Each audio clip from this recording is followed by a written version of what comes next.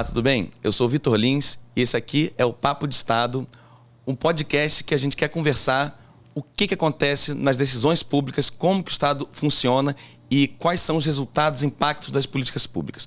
Eu sou o Vitor Lins, auditor fiscal da Secretaria da Fazenda aqui do Estado de São Paulo, cientista político, e hoje eu vou receber um camarada muito gente boa, o Leandro Salvador, que como eu é grisalho, roqueiro, mas diferente de mim, ele é o presidente da Associação dos Especialistas em Políticas Públicas do Estado de São Paulo, a AEPP-SP.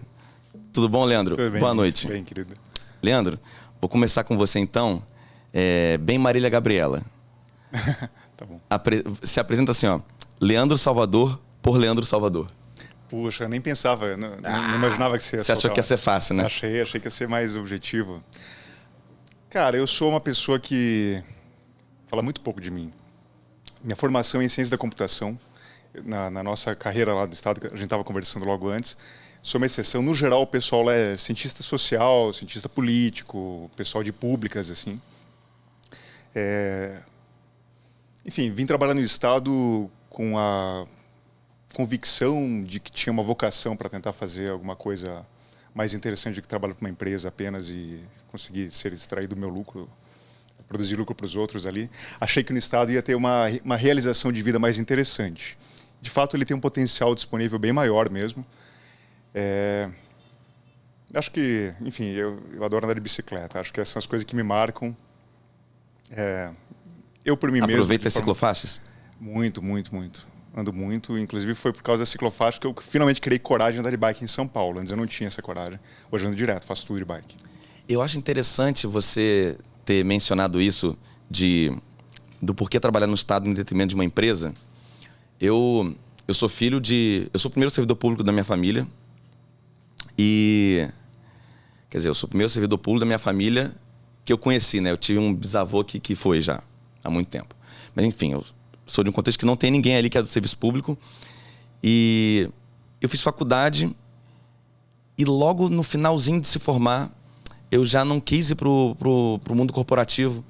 Eu, de alguma forma, eu sempre gostei de economia, essas coisas, né? Como mudar como transformar as vidas, né? Esse agregado, assim, né? Que é no setor público onde está. E eu sempre fiquei pensando assim, ó. Tem gente que empreende, o cara abre uma empresa que vende broca e fica rico. E broca as pessoas precisam de broca, por acaso. Sei lá, mas eu nunca me vi querendo trabalhar com um produto assim. Eu queria trabalhar no Estado, sabe, assim? E é isso que você falou, né? Como que é isso pra você? Cara, eu acho que eu devo muito da minha forma de ver o mundo a... Cara, acho que eu devo muito ao meu pai. Meu pai era sindicalista, a vida inteira foi sindicalista. E daí a gente convivia muito. Então já vem de berço, né? De certa forma, sim. Eu convivi muito no movimento sindical ali da área dele, era aeronauta e tal. E daí frequentava a assembleia, desde pequeno, assim, era basicamente de criança, adolescente, jovem adulto, eu frequentava aquele espaço ali e via sentido naquele tipo de coisa. Era uma luta de uma categoria profissional forte contra empresas fortes e tal, então tive a oportunidade de assistir eventos muito interessantes. Assim, Qual que era a carreira dele? Ele era piloto. Ó. Piloto de linha aérea e tal, trabalhou na Transbrasil, na Varig. E daí, enfim, convivi muito ali, ele tinha bons colegas ali no sindicato, enfim, aquilo ali me formou de certa forma. Posso me dar, de certa forma, eu não entendo que seja um privilégio, mas de certa forma de escolher para onde ir. Porque eu poderia ser programador, se eu quisesse. Eu trabalhei um tempo como programador, eu achei um saco.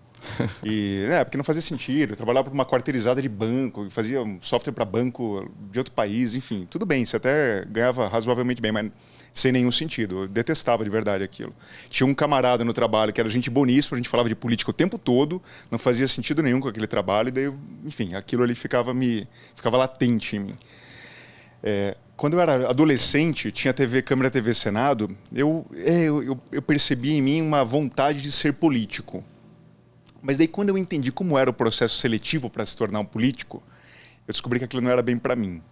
Então, era uma vontade de tentar fazer algum impacto positivo no mundo, mas quando eu entendi mais ou menos como era o jogo, eu falei, isso não é para mim. E daí fiquei perdido, assim, tentando empreender, tentando fazer coisas, tentar ganhar dinheiro de um jeito que fosse gratificante e tal. Não deu muito certo, minha vocação não era bem essa. Até que um dia eu descobri, enfim, coisas da vida, descobri que tinha um cargo no governo federal chamado EPPGG, que é o especialista em políticas públicas e gestão governamental. Daí quando eu vi aquele cargo, eu falei, cara, isso parece muito bacana. Daí fui atrás. Mal tinha internet, sei lá. 2005. O nome é sofisticadíssimo, né? Sofisticadíssimo. Daí fui ver as atribuições, fui atrás e tal. Sei lá, devia ser 2005. Tinha internet, mas não era como é hoje. Daí um dia descobri que teve concurso, ia ter concurso para aquele cargo e tal. Minha mãe que encontrou. Curiosidade, assim, ela cruzou comigo, nem sabia, achou que era a minha cara. Viu na banca, né? Cara. A revistinha na... Como é que era? Ela achou no jornal mesmo. Era... Ela achou no jornal mesmo, deu 2 recortinhos para mim. Filho, acho que isso vai te interessar.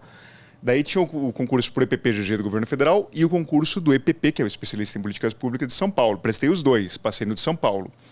E daí, enfim, entramos no estado, teve um curso de formação lá que durou 3 meses, foi gigantesco, foi um bom curso. Meio cansativo, mas foi um bom curso. E ali a gente ficou convivendo, uma galera, entrou 150 pessoas, cara. Um pessoal muito legal, sabe? Um ambiente meio universitário, foram 3 meses, 8 horas por dia, 5 dias por semana. Quantas pessoas? Começou com 150. 150. Terminou umas 130 e poucas. E pessoas muito legais. Tanto que tô lá até hoje, os meus melhores amigos então são de lá. Então teve o pede para sair, né? Pede para sair. Ah, teve. Mas assim, são pessoas muito legais, cara. Aquele processo seletivo ali acabou... Aquele concurso teve alguma coisa nele que selecionou um perfil de pessoas muito interessante, muito diferente do que, enfim, eu vejo em outras áreas da minha vida, assim. Então, os meus bons amigos estão lá, inclusive. Coincide de sermos colegas de trabalho, mas são pessoas muito, muito legais. São pessoas vocacionadas para o serviço público mesmo, enfim, gente muito bacana. Quando eu entrei em 2013 no estado, a gente teve 3 dias de formação na capital e depois todo mundo que entrou do concurso, da leva chamada, e depois a galera se dividiu por capital de região administrativa, né? O estado, toda a secretaria divide assim. E aí dividiu a galera. E aí passamos mais uma semana em grupos menores agora. E eu fico pensando que se tivesse aquela galera ficado 1 mês junto, o sentimento classista ia ser outro, né? Nesse sentido, eu imagino que vocês estão em um outro degrau. Porque isso aí, o que aconteceu nesses 4 meses que você falou, isso não tem preço, né? Não. Isso aí cria um tipo de afinidade, de um conhecer o outro de uma maneira que não vai conhecer no trabalho. Vai conhecer uma dúzia de pessoas que você convive ali no escritório, na repartição e tal, mas ali todo mundo convivendo todo dia, você vê afinidades, vê não afinidades, mas enfim, as pessoas estão desarmadas. Então ainda não está na lógica burocrática, é um tipo de integração tipicamente de universidade, assim, que as pessoas estão curtindo juntas, estão aprendendo coisas interessantes juntas, matérias interessantes e convivendo. E ali vai construindo vínculos e tal. Construímos a nossa associação ali. Foi ali que nasceu a associação. A gente viu que precisava ter, e, enfim, tem muito pessoal de sociais ali. Sim. Era óbvio que precisava ter uma associação para representar os interesses da categoria e tal. Mas é mais do que classista, assim. A gente tenta, até mais do que os interesses de classe, essa associação nossa aí tentou por muito tempo, hoje em dia tem conseguido menos, mas fazer coisas públicas, assim, que a gente não consegue no Estado, a gente tentou via associação por muito tempo. Fez muitas coisas interessantes. Olha que legal. O que você me conta disso? Porque, assim, eu achei interessante você separar essa atividade fim da carreira com a briga classista em si. Porque o certo era o fim está incluso, né, na nossa briga como classe, né? Porque quando a gente é do Estado, a nossa carreira, talvez de um jeito mais forte, só quem já foi da iniciativa privada e do setor público que sabe isso, mas a identidade é muito mais forte da sua carreira quando está no setor público, né? Você veste uma responsabilidade com o país, com o Estado, com o ente ao qual você está vinculado, né? E a gente quer fazer no nosso sindicato, na nossa associação, nas nossas entidades, a gente quer fazer coisas, né? Na nossa, a gente quer discutir a tributação justa ou injusta. Quer dizer, isso não está ligado diretamente a uma luta estritamente classista, né? Mas é para ser. Me conta, o que vocês fazem? Hoje em dia, menos. Porque, enfim, foi tanta pancada ao longo dos anos que o pessoal acaba desmobilizando uma hora. Acaba enfraquecendo esse tipo de energia. Mas a gente ainda tem esperança, inclusive, se tiver alguma mudança importante nos próximos tempos, está todo mundo com energia guardada ali para isso. Mas a gente tentou fazer muita coisa de transparência, principalmente de cruzamento de dados, de publicações, mostrar problemas de dentro do Estado que a gente não consegue mesmo mostrar dentro do Estado. Então a gente usa a nossa própria associação para fazer esse papel. Tem gente que acha isso fantástico, tem gente que acha isso detestável, porque em tese não deveria ser o papel de uma associação, para alguns. Outros acham que esse deveria ser exatamente o papel de uma associação de servidores públicos. Eu tenho aderência a essa linha de pensamento. Assim, a gente tenta fazer o que for o melhor disponível. A gente tenta fazer a nossa melhor versão, para usar esse papo coach. Então a gente tenta fazer a nossa melhor versão. Se a gente não consegue fazer isso profissionalmente, porque tem barreiras infinitas que bloqueiam isso, a gente tenta fazer de outra forma. A associação é um espaço disponível para isso. Está lá, inclusive nas atribuições, quando a gente criou a associação, tem um espaço enorme de possibilidades que a gente criou lá no próprio Estatuto Social nosso, de coisas interessantes para fazer. Então a gente não consegue fazer dentro do Estado muita coisa, a gente tenta fazer pela associação. Você teria alguns exemplos? Tem. Por exemplo, algo que... servidores comissionados no Estado de São Paulo. É um assunto sobre o qual ninguém fala. É delicado, né? Super delicado. E ainda mais porque o Estado de São Paulo, o governo do Estado de São Paulo em particular, tem uma assessoria de imprensa gratuita, da Folha, Estadão, dos grandes jornais, que é fantástica. Então ninguém critica. É só uma fala institucional, é quase uma relações públicas do governo. Muito bem. Tem 26 mil e poucos cargos comissionados no governo do Estado de São Paulo. É mais do que no governo federal. Ou tanto quanto, tá ali pau a pau. Quem fala disso? Ninguém fala disso. É um assunto super delicado. Fica parecendo que assim, um governo preocupado com a gestão, super eficiente, um discurso polido e tal.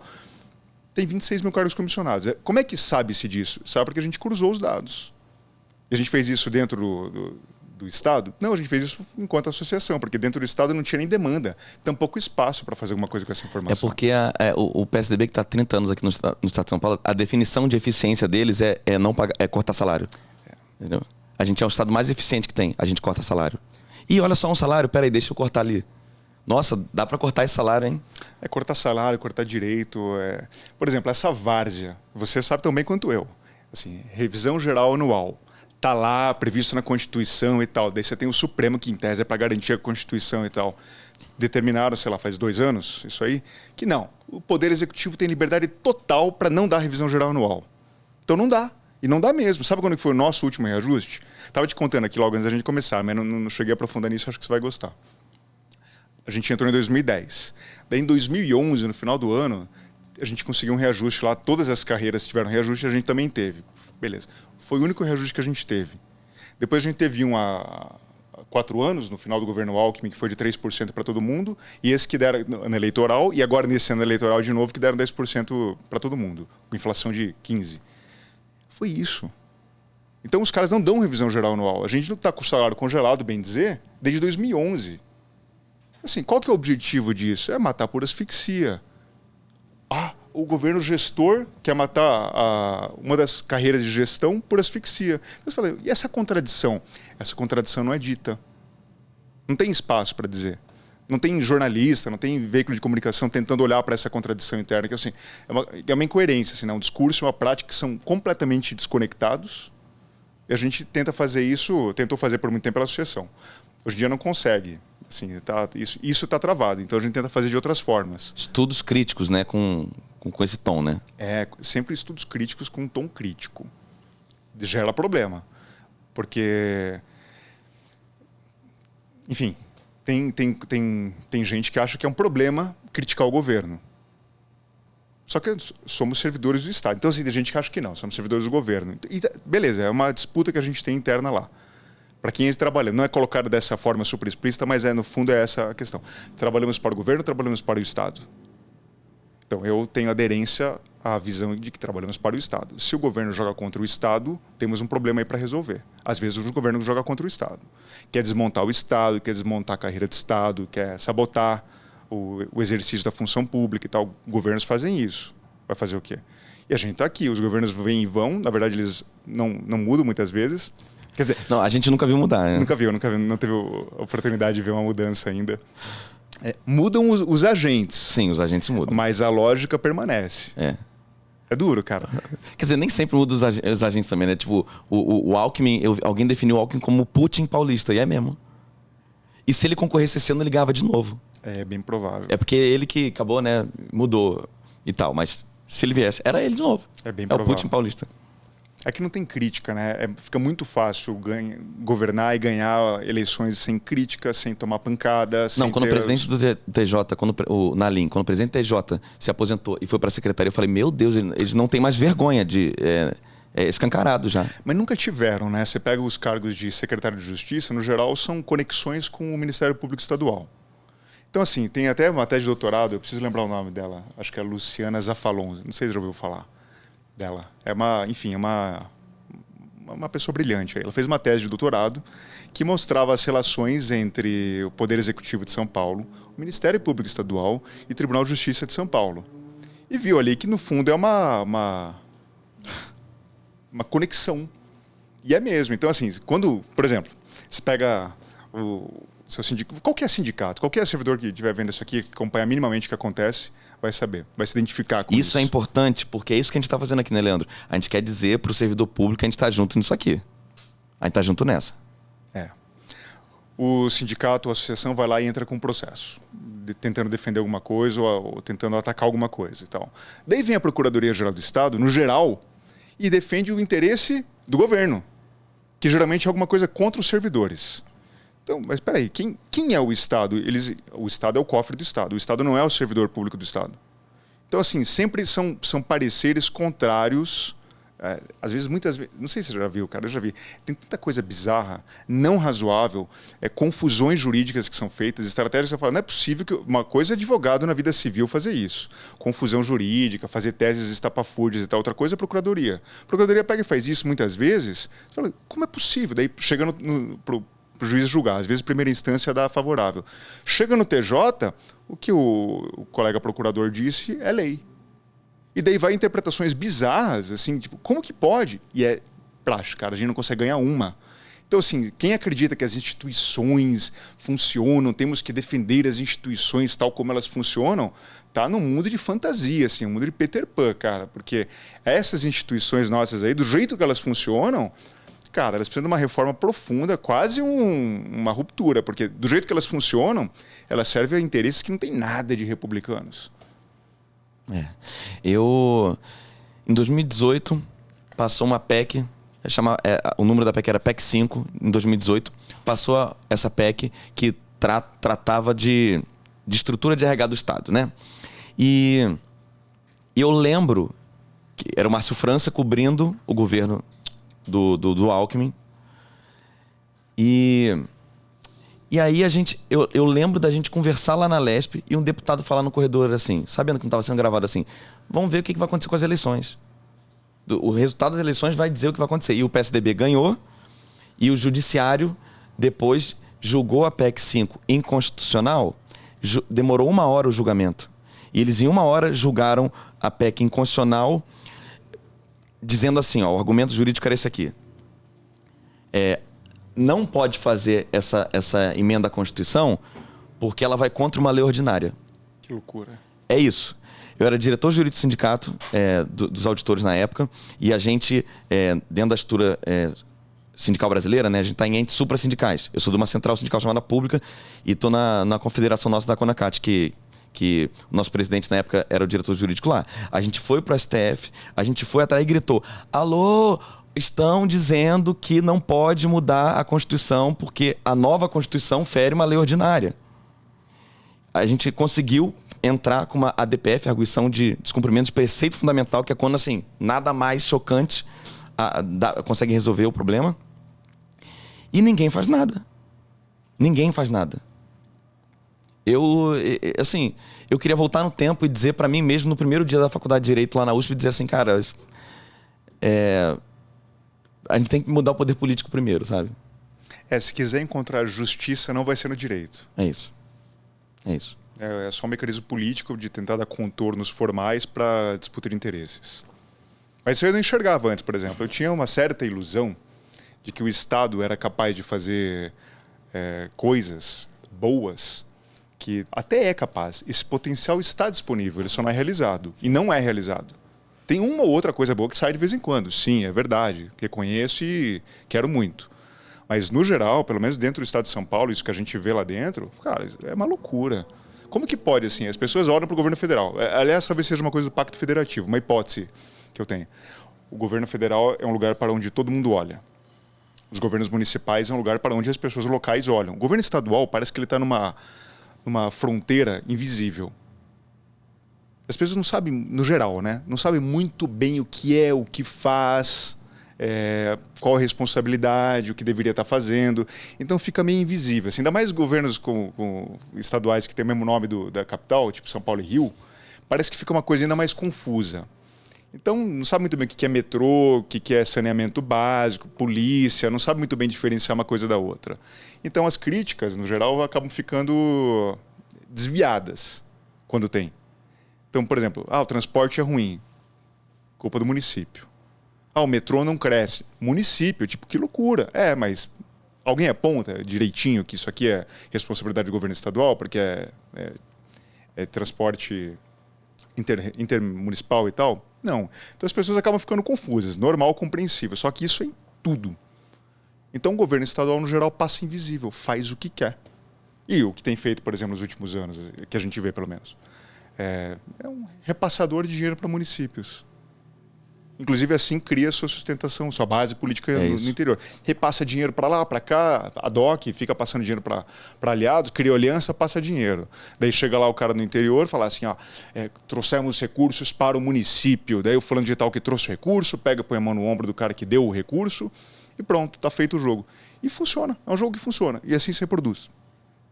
Enquanto isso, tem um câncer rolando dentro do governo do estado, que ninguém acaba vendo, e está lá, cada vez mais profundo, em estruturas cada vez mais profundas, com agentes que operam. Por exemplo, uma área que é incrivelmente bizarra, não sei o quanto que você já olhou para isso, mas a gente olhou muito. A área de recursos humanos do estado de São Paulo, por exemplo. É uma aberração. Uma aberração.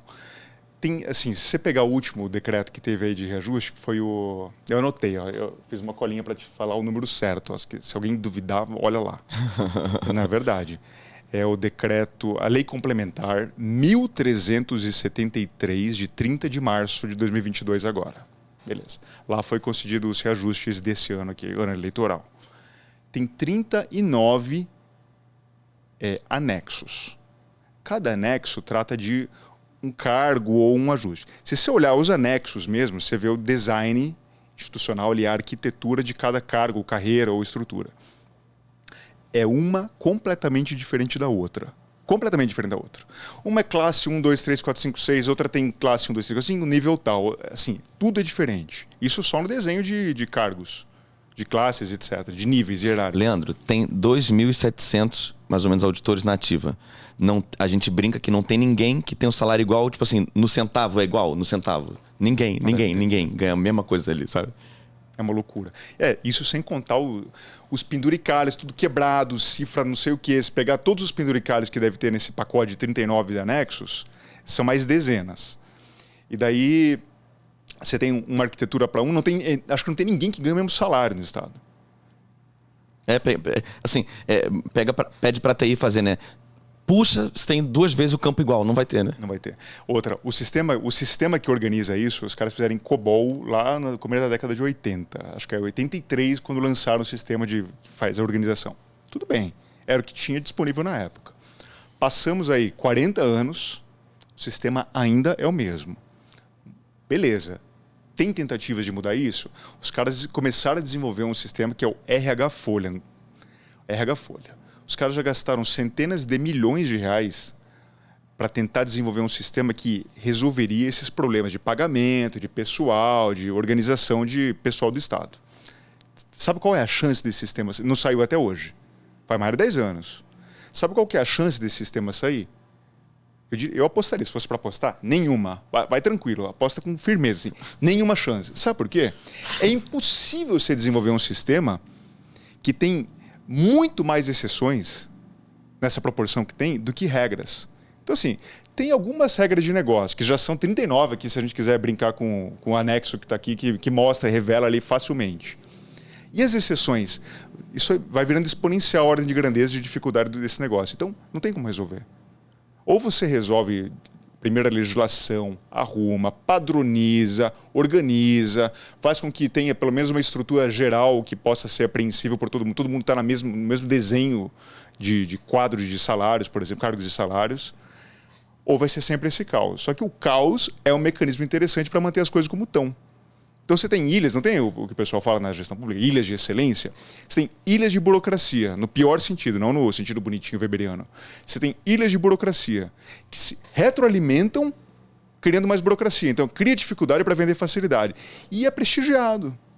Então assim, como é um governo que está há muito tempo aí que não muda, essa lógica é prestigiada, ela não é punida. Ela é incentivada, não é desincentivada. E esses são os nossos principais adversários, assim, para conseguir fazer um trabalho de gestão.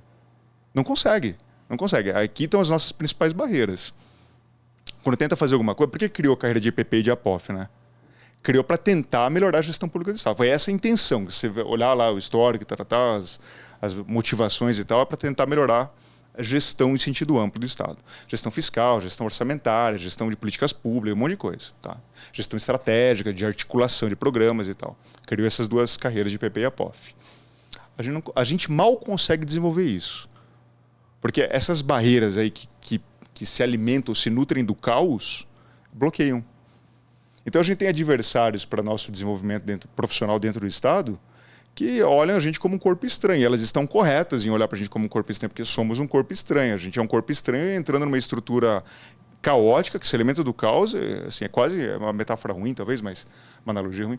É quase como um tumor, assim, se alimenta do caos, vai consumindo o corpo ali e vai se multiplicando e tal. A gente, em tese, entrou nesse estado para tentar combater isso. Mal consegue, muito difícil. De vez em quando tem alguma realização, mas é apesar disso. Não é porque é encorajado dessa forma, é por batalha, assim. Nossa. Vamos aproveitar esse gancho para apresentar a sua carreira. Antes disso, você tocou num ponto e assim, olha só que legal o que está acontecendo aqui. O objetivo do programa está sendo cumprido, porque a gente tem aqui já vários cortes, várias informações que para as pessoas que gostam de política, muita gente gosta de política, não necessariamente a política eleitoral, quer saber como funciona o Estado, está investindo em quê, está fazendo o quê, o que pode melhorar, quais são as críticas. E você trouxe essa informação do RH incrível, que eu mesmo não sabia também. E você tocou num ponto, você falou da decreto que trata de reajuste. E aí, esse assunto, a gente precisa contar para as pessoas que não são do Estado um ponto importante. Nas carreiras da iniciativa privada, todo ano tem lá o dissídio, a database, que você... Né, todo ano o que acontece? Os preços vão subindo. Né? O pão francês vai subindo todo ano. O aluguel vai subindo todo ano. Seu salário precisa ter reajuste de vez em quando. Né?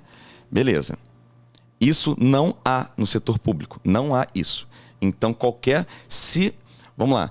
Se o governo quiser não reajustar por 4 anos o salário da pessoa, a pessoa já não está comprando mais pão, nem conseguindo pagar o aluguel que pagava antes. Aí fica 4 anos sem dar nenhum reajuste. E aí no 5º ano, der metade da inflação, você conseguiu pegar que a pessoa está indo mal, né? A vida dela não está bacana. E aí, nesse 5º ano, se der metade da inflação apenas desse 5º ano, vai precisar de uma lei chamando de aumento. Então, a gente tinha que resolver isso de vários jeitos. Que tem que ter a database. Tem que ter a database. Na semana passada, as centrais sindicais entraram na OIT com uma denúncia contra o Estado brasileiro. O ente soberano, né? O Estado brasileiro. O Estado brasileiro não tem database nem negociação coletiva com seus servidores públicos. Que essa categoria está muito, muito, muito atrás do Ocidente, dos trabalhadores do Ocidente. É óbvio que não é dizer que está sendo escravizado, mas veja, olha o quanto está atrás do justo, do certo, do civilizado no Ocidente. Porque é isso, o servidor público ele tem estabilidade funcional, mas ele tem completa insegurança com relação ao seu poder de compra. completa insegurança do seu poder de compra. Eu acho que para as pessoas que falam, que gostam de falar de salário de servidor, falar esse tipo de coisa, eu acho que eu não vou pedir compromisso ou não, é brincadeira aqui, mas eu me comprometeria, eu acho que ele também, ele não precisa responder, né? Que assim, a gente não quer aumento. Eu ficaria 20 anos sem aumento, eu não quero aumento. Eu só quero, assim, não ficar sendo comido o meu poder de compra a cada ano. Tá muito, né? É isso, porque as pessoas planejam, né? Tem filho, a vida vai acontecendo. E o seu trabalho, ele não muda. Ele não vai diminuindo conforme Não, você trabalha igual, daqui a pouco você está trabalhando cada vez para comprar menos pão por cada hora de trabalho sua. E isso vai entrando numa lógica que na nossa vida, isso vai deteriorando assim, a estrutura de RH do Estado mesmo. Eu achei lindo quando as centrais sindicais entraram na semana passada comandando no OIT, pô. Olha a condição de trabalho que acontece no Brasil. É um crime civilizatório, sabe isso? A gente... Bom, para começar, que aqui não é a Alemanha que tem menos de 2% de inflação ao ano. Se fosse, talvez não precisasse disso. Como não é, você não ter revisão geral anual. Revisão geral anual, para quem porventura não sabe, é o nome que se dá dentro da Constituição Federal para o mecanismo que é o dissídio coletivo na iniciativa privada. Revisão geral anual dos salários, que seria baseado na inflação. Porque tem inflação nesse país aqui, então, em tese, os governos deveriam reajustar os salários. Eles fazem isso, mas eles não fazem uma revisão geral anual. Eles fazem de vez em quando e tudo fragmentado. É a lógica de dividir para governar. Então, dá para alguns, não dá para outros. Se incomodar muito, não vai ganhar. Se for uma carreira como a nossa, por exemplo, que pode atrapalhar essas lógicas que eu estava te falando, não ganha. E não ganha. Não ganha, cara. Em 2014, que teve outra ampla, assim, em geral, ficamos de fora. Então, assim, e eles têm total discricionariedade para fazer isso, bancado pelo Poder Judiciário. Então, as instituições funcionam para quem? Especialmente o Judiciário, né? Que se tiver a oportunidade de não dar reajuste para os servidores do Executivo, para que eles próprios possam ficar com o orçamento. Pirão, né? Se o Pirão é pouco, meu Pirão primeiro, o Judiciário é campeão nisso. Então, para eles fica. Chega na hora do Poder Executivo ser confrontado pelos servidores do Estado em relação a isso aí, a gente perde. Eu sei que a gente entrou com... Todas as ações que a gente entrou contra o Estado, a gente perdeu. Mas teve uma que a gente ganhou na primeira instância, que foi da revisão geral anual. Então a gente pediu revisão, já que o governo não dava revisão geral. O juiz de primeira instância, ele fez uma sentença assim, apreciável. Vou resumir a ideia assim, mas ele chamou de algo próximo ao que seria o fascismo, não dar o reajuste de salário pela corrosão inflacionária para servidores. Por quê? Porque essa é uma lógica... Tá, tudo bem, foi os termos que ele usou, chega a ser chocante hoje em dia. Isso faz 8 anos, não tinha esse mundo de hoje. Mas só me choca com relação à abordagem, não estou discordando muito, não. Não, também não. Por quê? Se o Estado são os seus servidores, porque basicamente é gente, o Estado é basicamente gente, tirar as pessoas de lá não vai fazer nada, não tem máquina fazendo o serviço que o Estado faz, é serviço público no geral, então pessoas... Não dá para dissociar o que é o Estado das pessoas que fazem o Estado funcionar. Bom, se a gente quer o Estado funcionando, porque tem gente que pode não querer o Estado funcionando, ANCAP, é uma visão tosca sobre um capitalismo sem Estado, Mad Max, tranquilo. Peraí, posso fazer um parênteses claro. ANCAP? Não, termina o seu raciocínio, porque ANCAP é muito bom, né? É divertido. Não, vamos lá, termina, desculpa. Não, tá bom. É só que ali o raciocínio do juiz, mas assim, já no TJ, o TJ já neutralizou aquilo. É que assim, não tem jeito. Se você não dá um reajuste inflacionário, nada de aumento, reajuste inflacionário para os servidores, você está asfixiando aquelas pessoas que estão ali. Então, daqui a pouco ela vai ter que sair. Daí qual que é a lógica que os caras fazem no governo do Estado de São Paulo, em todos no geral, fazem isso? Vai criando puxadinhos, vai criando exceções, vai criando coisas que beneficiam as categorias que favorecem algum tipo de lógica e prejudicam os que atrapalham outro tipo de lógica. Então, assim, você tem algo... Enfim, não vou ficar dominando também para não criar... Não, a gente tem tempo aqui. Poderia fazer uma listagem exaustiva, assim, mas como o governante tem total discricionariedade, total liberdade para fazer o que ele quer, ele é quase um rei, quase um déspota. Então ele decide dar para porque ele concede. Não é que ele é obrigado a repor a inflação. Ele concede para uns, ele não concede para outros. A seu próprio critério. E as instituições do Poder Judiciário bancam isso, dão esse poder. Se você vê lá a decisão que foi geral, em relação à revisão geral anual, que neutralizou para todo mundo perdeu. Ficou anos, você deve ter acompanhado, ficou anos parado no Supremo. A hora que chegou no Supremo, o Supremo falou assim, o Poder Executivo faz o que ele quiser e bem entender. É impressionante, mas quer mandar do ANCAP? Do ANCAP é assim, uma vez eu vi eu lembro que era ano passado, ano retrasado, na discussão da privatização dos Correios. Né? Rolou essa discussão. E, na época da discussão, e aí eu vi lá um cara de um canal lá de ANCAP, e eu fiquei assim, pô, cara, ANCAP, velho, os caras querem sem Estado mesmo, né? E assim, tem duas abordagens para a gente pensar nos ANCAPs, né? Uma teórica e uma histórica. Teve uma vez que o Estado já sumiu. O Império Romano caiu. O que aconteceu quando o Império Romano caiu? Um cara falou assim, isso aqui é meu. Você é meu também. E começaram a se bater e fizeram o feudalismo e é isso aí. Quem tinha o tacape maior ganhava. É isso. É porque eles acham o quê? Que o interesse próprio de cada um regularia uma coisa muito próxima ao mercado. E a coisa ficaria organizada, sem o uso da força do Estado, né? Isso já aconteceu uma vez, não rolou. E não é porque hoje a gente, tem videogame e Nescau que a gente não vai ser assim, se parar. O ser humano não muda não sei quanto tempo, que o DNA é o mesmo. A gente vai fazer aquilo lá de novo, a gente é isso. Beleza, a construção teórica é a seguinte.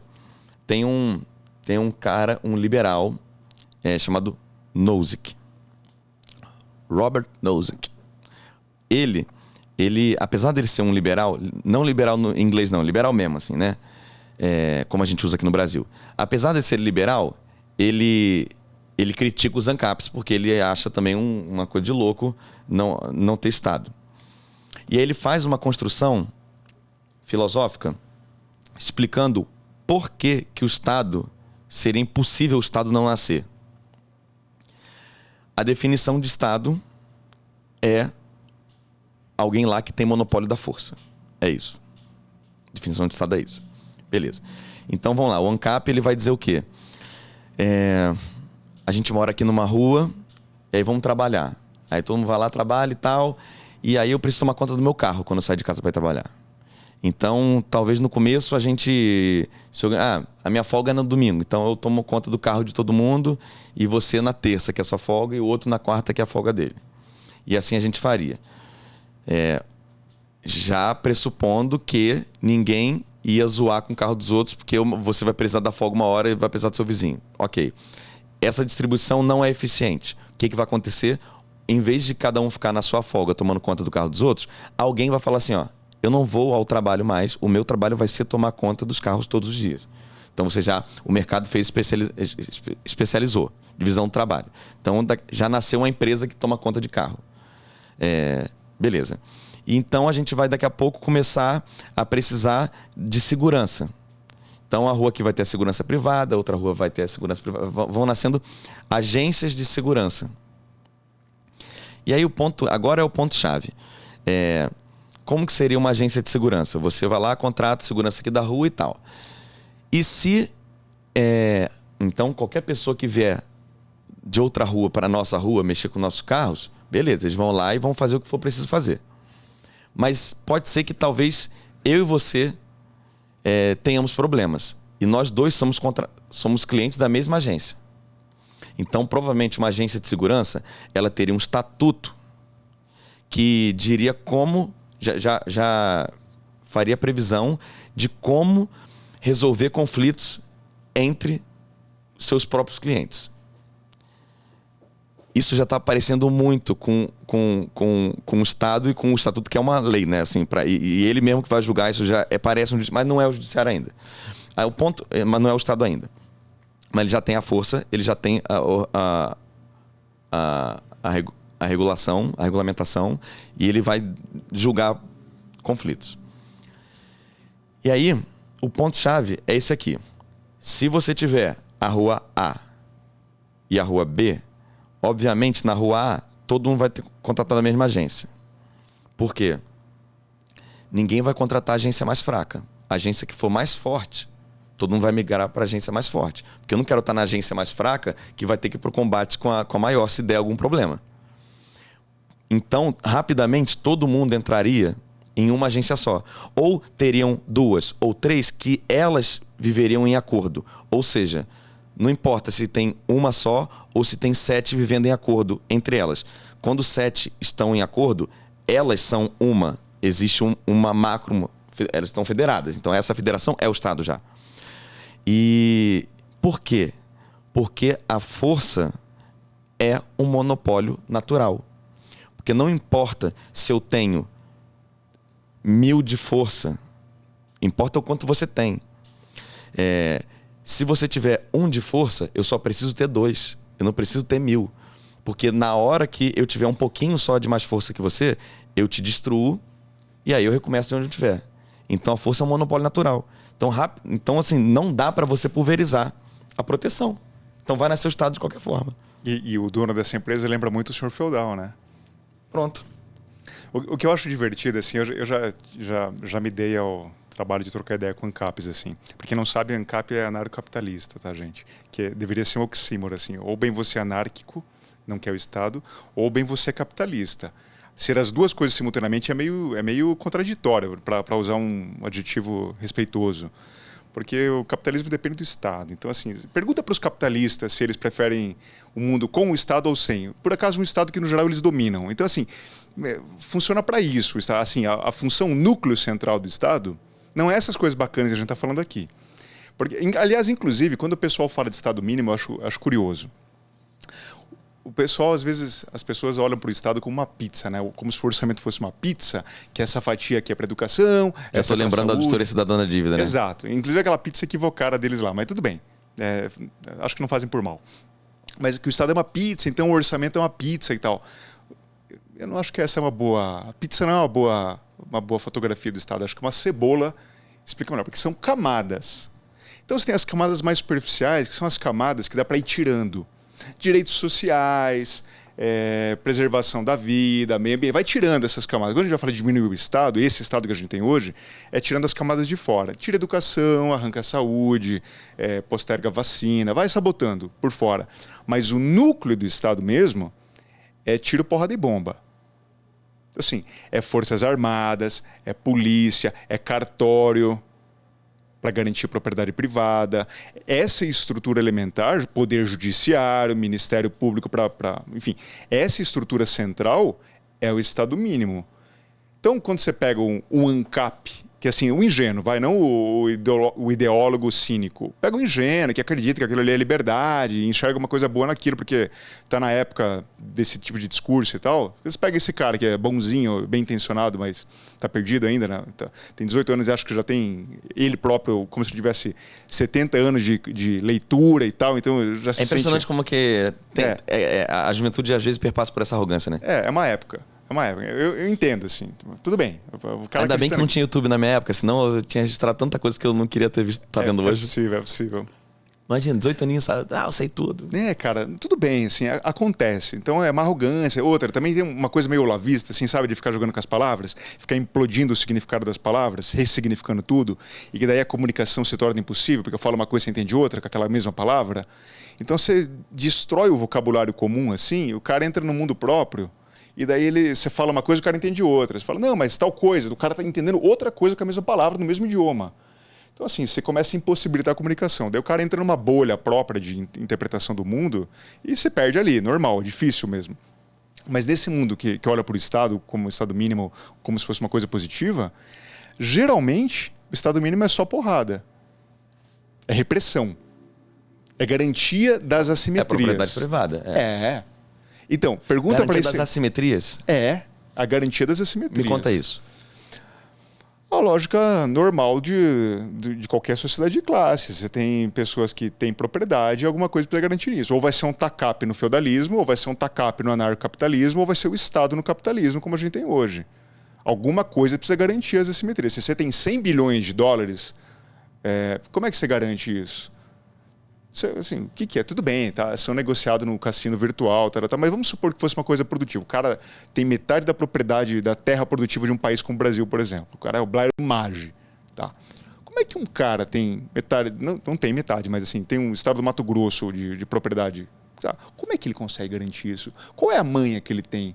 Como é que ele faz para garantir tanta terra? Tem tanta gente passando fome, tem tanta gente sem terra e tal. Como é que o cara tem? Ou você pega uma cidade como São Paulo, por exemplo, em que um cara sozinho, que acho que é o maior proprietário urbano de São Paulo, pessoa física, tem 1000 imóveis numa cidade, que tem gente que não tem onde morar. Como é que ele consegue garantir? Ele não consegue estar em 1000 lugares ao mesmo tempo. Como é que faz para garantir? Pergunta para ele se ele é ANCAP. Pergunta para esses caras aí se ele... Não, ANCAP é legal. Vamos fazer ANCAP. Cara, é porque assim... a gente trabalha dentro da estrutura do Estado, né? A gente anda na rua e a gente vê o nosso trabalho. Eu saio do meu prédio, vou para academia e tem um posto ali da PM. E aí eu tô lá, vejo PM, aí passa uma ambulância e eu falo, cara, é a gente nesse trabalho interno que faz tudo isso acontecer, né? E aí, de vez em quando, eu tenho que conversar com alguém que... Eu tô conversando com alguém, aí tenho que estar nessa conversa, que eu não queria estar nessa conversa, que eu falo, o Estado não faz nada pra gente, não sei o quê. Aí eu falo assim, cara, invadiram o seu apartamento hoje? Assim, é isso, né? Ninguém entrou na sua casa. Então, você tem um papel de ordem, você né, tem um social. papel que você chama de escritura, que você pagou caro por aquilo, e você tem toda certeza que vai dar certo, porque você tem aquele papel. E essa mesma pessoa odeia cartórios. Mas é um cartório que faz valer a poupança da vida dela para virar aquilo que ela queria, que era a propriedade dela, por exemplo. Bom, mas eu vou te falar uma coisa. Você já teve que frequentar cartório?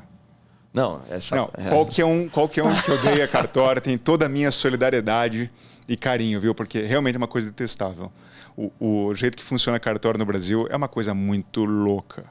É muito impressionante mesmo, assim.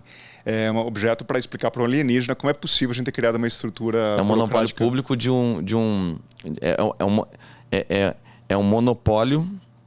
É um monopólio público de um serviço obrigatório, gerido de forma privada. Aliás, um desafio aí para qualquer um que queira ser gestor e tal. Faz o seguinte, assim, projeto de lei, assim, para quando você conhecer alguém que queira ser deputado, assim, projeto proposto aqui já bem bacana. Assim, está proibido qualquer repartição ou serviço público exigir do cidadão que apresente documentos públicos para além da sua própria identidade. A gente tem que ter tudo, né, cara? Como é que pode, cara? Você vai fazer um serviço público, você tem que levar outros documentos públicos para aquele serviço público poder acontecer. Escritura, outras certidões, é tudo público. Quer desburocratizar de verdade? Tipo, poupa-tempo. Poupa-tempo faz 20 anos que a galera surfa na onda do poupa-tempo que solta RG. Tá bom, resumi muito, mas no fundo é isso.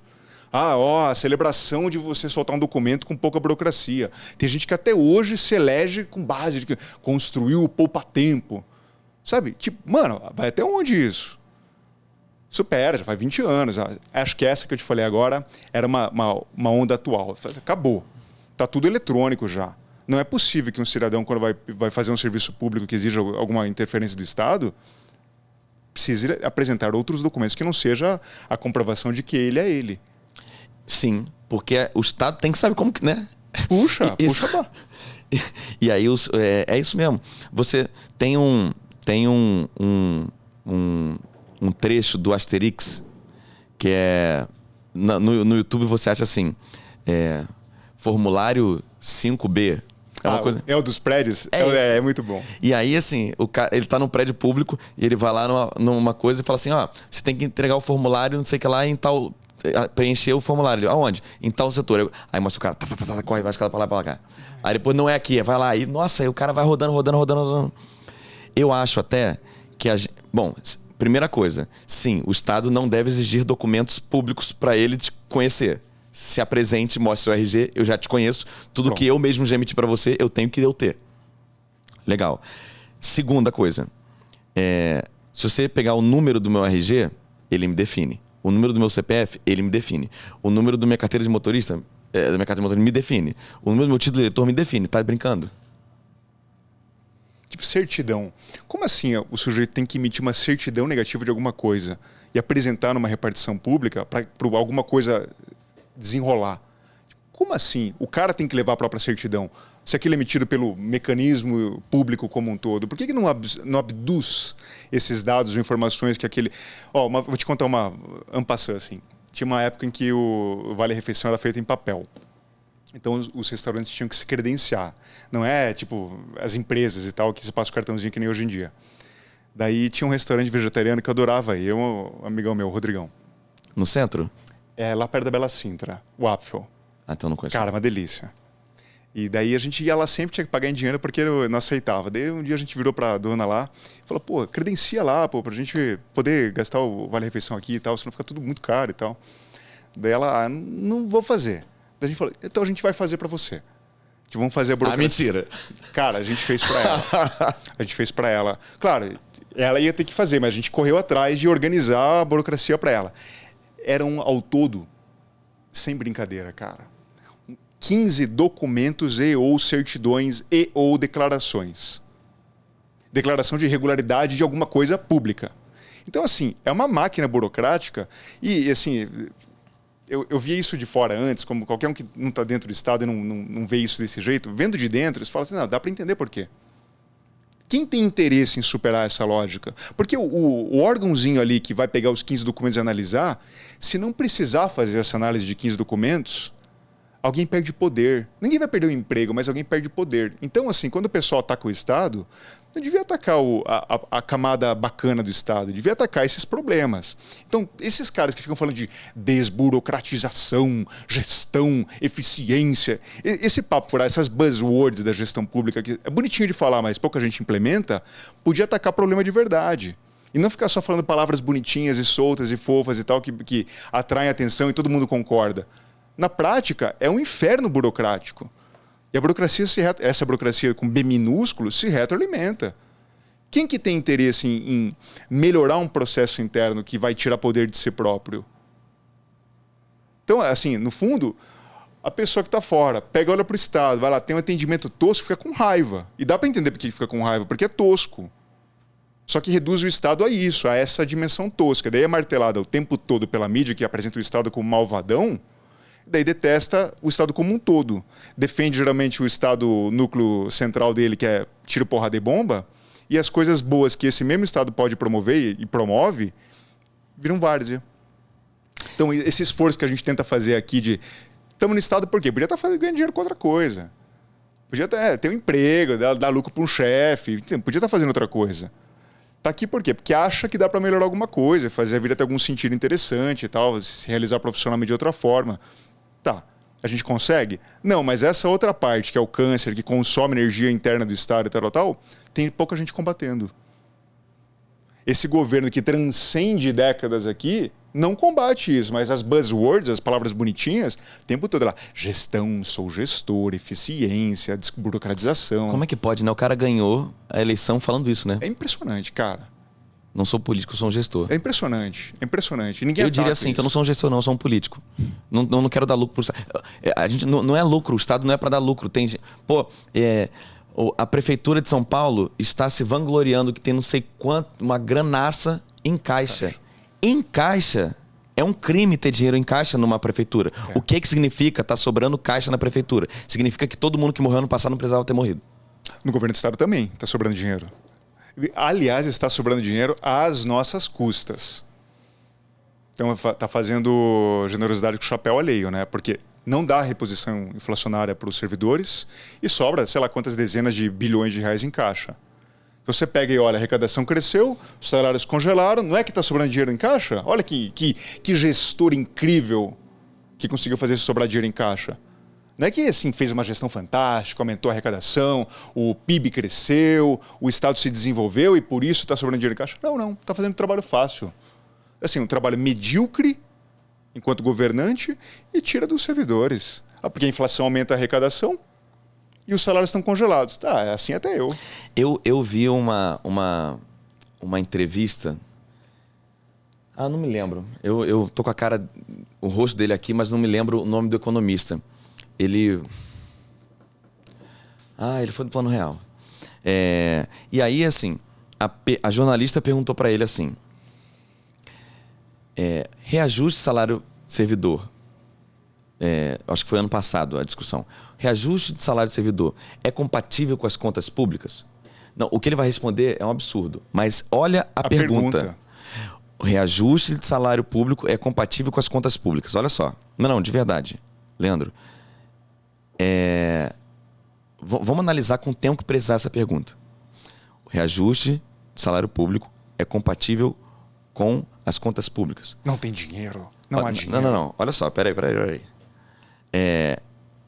Todo ano, por exemplo, precisa comprar papel higiênico para o colégio. Abre uma licitação, compra papel higiênico. O Estado vai pagar o preço do papel higiênico que for o preço do papel higiênico.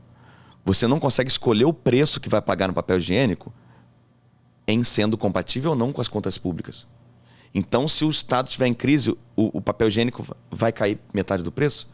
Não faz sentido isso. Não faz sentido isso. O salário de servidor público tem que ser compatível com o trabalho dele, não com as contas públicas. O salário de um trabalhador tem que ser compatível com o trabalho dele, não com as contas públicas de quem paga o salário dele.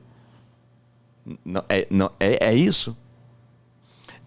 Porque olha só o que está sendo dito, e essa é a tônica do mainstream do debate público sobre você trata o salário de servidor como uma questão fiscal. Isso. Então olha só o que acontece com essa narrativa, que é o que os brasileiros acreditam. O servidor tem que trabalhar porque sim, né? Assim, independente do salário, tem que trabalhar. E aí eu reajusto o que der. Então não há um valor nenhum no que eu estou fazendo. Você me paga, assim, então eu trabalho aqui, eu trabalho porque eu sou obrigado a trabalhar e você me dá o que você acha que você puder. E na hora que você achar que você não pode me dar nada. Você já viu como é que são os processos que analisam os pedidos de revisão geral anual dentro, os processos internos? É de um cinismo teatral. Assim, eu já vi vários argumentos, assim, já vi vários pedidos de informação sobre esse tipo de informação. Cara, eu poderia ficar horas qualificando a raiva que dá de ver o cinismo que é esse tipo de argumento. Porque você tem estruturas burocráticas, você tem o caos na área de RH. Mas você também tem estruturas que servem justamente para dizer não. Técnicas, estruturas técnicas, com toda a performance de ser um órgão técnico, e geralmente tem técnico na palavra. Os servidores internos ali tem técnico no nome do cargo. Você está ligado, né? No estado de São Paulo tem assessor técnico. 1, 2, 3, 4, 5, 6. É quase estruturado como se fosse uma carreira. Cargos comissionados. As pessoas mesmas, tudo pobre coitado. A pessoa mesma ali não tem culpa disso. Ela arranjou um emprego no setor público com um cargo comissionado. Tranquilo. As pessoas de boa. Agora, o jeito que o design é feito, você tem assessor técnico em órgãos técnicos. Só que assessor técnico é comissionado, então ele cumpre ordens. É como se fosse um serviço militar no serviço público civil. Cumpridor de ordem, o que o cara vai fazer? Se ele não fizer o que o chefe mandar, ele é demitido, porque ele é comissionado. Então, não é servidor de carreira. Muito bem. Daí vem uma ordem que é para falar, aqui é para dizer não. Daí sabe como é que são ditos os nãos dos pedidos de revisão de salário? É sempre isso, para que ninguém tenha dúvidas. Revisão de salário é revisão de inflação, não é pedido de aumento para além da inflação. Os pedidos são assim. Eu queria lembrar as palavras, eu não imaginei que a gente fosse falar disso hoje, mas a ideia é a seguinte. Revisão não implica reajuste. Revisão é quase como se a interpretação da palavra revisão fosse assim, um olhar sobre, uma passagem de olhos. Então, é tipo aquela... Posso fazer uma observação? Pode. Isso. Então vamos dar uma olhada nos salários. Isso não implica nada. Então, assim, é de um cinismo, enfim, eu adoro as pessoas que fazem direito, pela coragem que fazem, mas assim, no setor público tem um pessoal que faz uma mobilização. É gênio do mal, né? Cara, é uma tristeza, é uma miséria, assim. Não é só uma miséria intelectual, porque sabe o que estão fazendo, não é gente tonta, mas se prestar esse papel. Tem muita gente que se presta esse papel, e daí é prestigiado, porque alguém tem que fazer esse trabalho sujo, e alguém vai lá e faz. E as pessoas são prestigiadas e tal. É muito impressionante. Revisão não implica reajuste. Implica o quê, né? Nada. Um olhar sobre. Não faz nem o processo. Ó, outra, se fizessem os processos assim na parte mais tosca, folha de papel, passa por uma área técnica, daí alguém pega e dá uma assinatura dizendo sim ou não, tem uma decisão política instalada ali, escreve no processo e tal, diz por que é não, tal. Se tivesse isso, já seria pelo menos uma performance de verdade ali. Não tem nem isso. Não chega a ter o processo. A gente tem um processo, a gente conseguiu, depois de anos, conseguiu convencer o secretário a fazer rodar no sistema sem papel um processo lá administrativo, está rodando o processo, para tentar refazer a lei complementar da nossa carreira, dos EPPs e dos APOFs. Daí está lá. O gabinete bateu no peito e falou assim, vamos fazer rodar o processo. A gente pegou a lei complementar que organiza as carreiras da Artesp e da Arcesp e puxou para o Poder Executivo, nessa lógica de tentar padronizar as coisas, para não ficar puxadinhos. Pegamos o que eles já fizeram, ficou bom, e tentamos fazer igual aqui, trazendo para a administração direta. Muito bem, depois de muitos anos, a gente conseguiu que um gabinete de uma secretaria da Fazenda mandasse esse processo adiante. Mandou. Andou? Andou nada. Por que não anda? Porque não é para andar. Então chega numa área técnica, que tem o nome de técnica, e tem duas barreiras artificiais que são criadas ali, que é a área de tipo pessoal. República Democrática, né? Não sei o que, né? É assessor técnico. Cara, é isso. E você tem duas grandes barreiras de contenção para qualquer coisa progressista andar dentro do Estado. Para dizer não. É um jeito de dizer não. Que não é técnico, mas tem a performance, tem o desenho, usa roupa de técnico, tem carimbo de técnico, mas não é. É político. Completamente político no sentido ruim ali dentro. A decisão de hierárquica. De politicagem, né? Politicagem. Decisão hierárquica de lógica militar, que pergunta para quem está lá em cima, o que é para dizer? É para dizer sim ou não, tecnicamente? Eu quero pegar isso que você disse para a gente contar para a sociedade que aquela sociedade... a fatia da sociedade que fala assim, que condena, enquadra a estabilidade do servidor público como um privilégio. É verdade que estabilidade para o servidor é uma prerrogativa. Agora, se é privilégio ou não, depende de mais um atributo. É uma prerrogativa injustificada. Se for uma prerrogativa injustificada, se chama privilégio. Se for uma prerrogativa justificada, não se chama privilégio. Então, você acabou de contar para a gente o que acontece com o comissionado que, ele trabalha para o político, ele não trabalha para o Estado, ele não está no corpo permanente como a gente, por exemplo. Então, você não conseguiria nunca, por exemplo, quem fiscalizaria os poderosos se não fosse a estabilidade? E não é só quem é de ponta da fiscalização. Eu só dei um exemplo que é gritante, mas todas as carreiras, porque não existe nenhuma separação não há separação integral do que um servidor faz do que o outro faz. O policial só está fazendo o que ele está fazendo porque ele, especialista em política pública, fez um trabalho tal que depois, uma hora, ela chegou para lá. O bombeiro é porque uma hora eu fui lá e arrecadei não sei o quê. Porque o procurador defendeu o crédito tributário, porque o juiz deferiu, e quando chega esse dinheiro todo, o dinheiro podia ser mal gasto, não dá para fazer nada, mas ele trabalhou bem para o dinheiro sobrar aqui, para lá, tudo está junto. E tudo isso acontece para a gente proteger a sociedade dos poderosos. A estabilidade do servidor público não é uma prerrogativa dele que importe, em primeiro lugar, a ele, para proteger ele. A estabilidade do servidor público é para proteger você, cidadão, do poderoso. Porque senão toda camada dos servidores iam ser os capatazes de um eventual poderoso maquiavélico, né? Perfeito. Quando estava essa discussão sobre estabilidade, uns meses, anos atrás agora, sobre a reforma administrativa, eu lembro da mídia fazendo uns argumentos muito toscos assim, sobre estabilidade como um privilégio. Eu acho que assim, todo privilégio por definição é o que tem que ser combatido.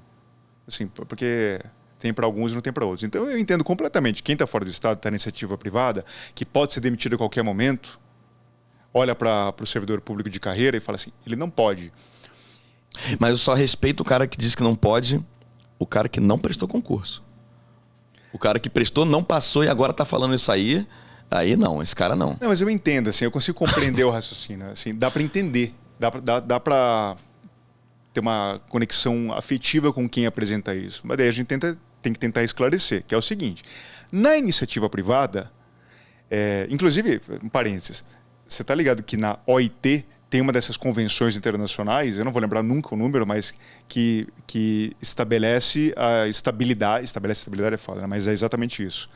Na iniciativa privada.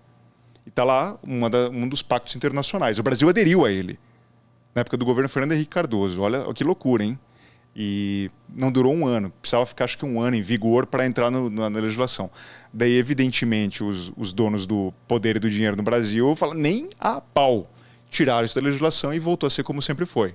O funcionário da iniciativa privada pode ser demitido a qualquer momento, mesmo que sem justa causa. Sim. Há quem defenda isso. Vai ter trabalhador que defende isso, que é meio bizarro ser demitido sem ser por justa causa. Claro que há N motivos que justificariam uma demissão no setor privado sem ser por justa causa. Está quebrando a empresa, mas assim tem convenção coletiva para organizar isso. Porque o chefe não gostou, vai ter trabalhador que defende isso. Eu não defendo. Então, nem eu. E o ponto a estabilidade não é sinônimo de vitalicidade. Não é. Estabilidade é um servidor como eu sou, que tem estabilidade, eu posso ser demitido. Eu posso ser cortado do corpo do Estado se eu não bater meta de eficiência, por exemplo. Eu estou sujeito a isso. Ou se cometer um erro grave, se fizer uma infração grave, claro, tem processo administrativo, tem que mais ser demitido mesmo. Mas o ponto é que eu posso dizer no meu Instagram, no meu Facebook, onde eu quiser, que eu vou votar no outro governante. Não vou votar na reeleição. A gente pode ter essa conversa que está tendo aqui. A gente pode ter essa conversa que a gente está tendo aqui. Falando o que a gente bem entende sobre o funcionamento tosco, a parte tosca do funcionamento do Estado, porque a gente pode.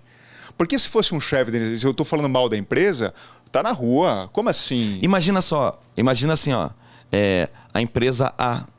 A empresa A tem 2 funcionários, o Vitor e o Leandro, e a gente está aqui falando sobre a empresa A, questão crítico. A gente ia ser cortado na hora, é isso. A estabilidade é só para isso aqui só. Não é para manter gente no quadro técnico que não seja eficiente, que não cumpra as metas de trabalho. Não, e outra, tem uma coisa de consciência também da própria pessoa. Tem gente, como em toda parte do planeta, em todas as épocas, tem gente oportunista. Então tem gente que vai para uma empresa e é encostada lá, e enfim, engana, enrola. Tem em toda parte. Tem gente que trabalha, bonitinha, tem em toda parte. O setor público também tem. Tem gente que vai se esconder, que não vai fazer nada que possa incomodar quem manda, os dirigentes, os governantes e tal, vai ficar quieto, tá tranquilo. Cada um faz o que é capaz de fazer. Tem gente que vai incomodar. Tem gente que vai tentar fazer coisas que vão perturbar alguns mecanismos que estão rolando ali. Se a gente privilegiar só quem não faz nada, daí vira privilégio. Sim. Porque outra, o pessoal quando ataca o Instituto da Estabilidade não se liga. Inclusive, esses intelectuais da academia que intelectuam para o setor público, eu queria lembrar o nome de uma que tem cabelinho enrolado, que odeia servidor público, ela deve ter tido alguma coisa. Ela é a esposa do cara que eu estava dizendo. Isso. Você sacou? Ela... Lara, não é? Ela é esposa do Lara, né? É isso, do Lara Rezende, não é?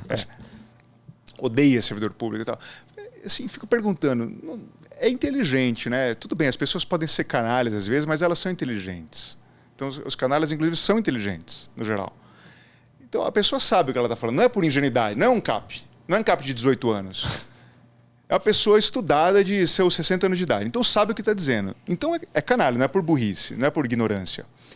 Quando a pessoa pega e ataca o Instituto da Estabilidade, pelos argumentos que usa, como se fosse um privilégio, fala, não, você estava de brincadeira. Queria que fosse como o Estado, em que o seu maridão vai olhar para todo mundo que está desagradando as suas lógicas mafiosas ali, está na rua. Todo mundo que está desagradando a máfia está na rua. Está na rua. Só vai ficar quem compactua com a máfia. Quem compactua com alguma estrutura de poder que serve para manter as mafiazinhas. É isso? Essa é a ideia de acabar com a estabilidade? Deixar só quem está alinhado com o poder? Só quem está alinhado com o governante? Deixar só correligionário? Deixar só pelego? A ideia é deixar um Estado assim super alinhado?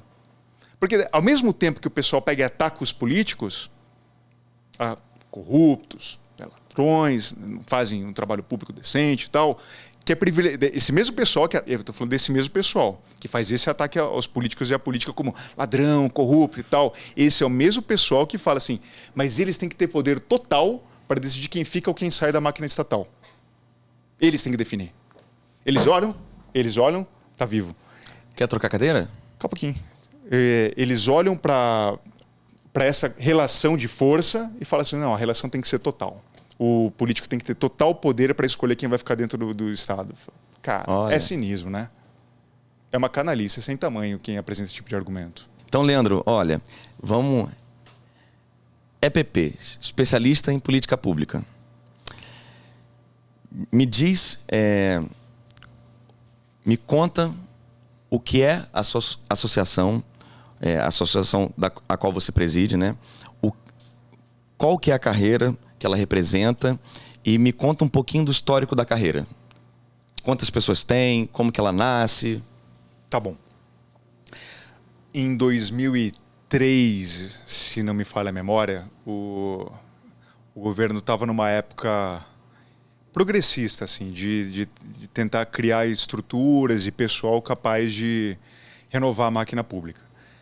E daí tinha um pessoal ali que, enfim, tinha uma conexão com exigências do Banco Mundial, do FMI, acho que era o Banco Mundial.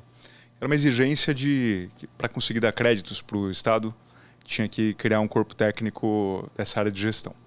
Daí começaram a formular esse processo e tal. Inicialmente ia ser um cargo, que, salvo engano, seria o de APPGG, ou analista em planejamento, orçamento e finanças públicas, eram desses dois. E daí acabaram criando duas carreiras diferentes, correlatas, mas diferentes. Uma especializada em orçamento e auditoria, e a outra especializada, como se fosse um clínico geral especializado em coisas gerais, que é o especialista em políticas públicas.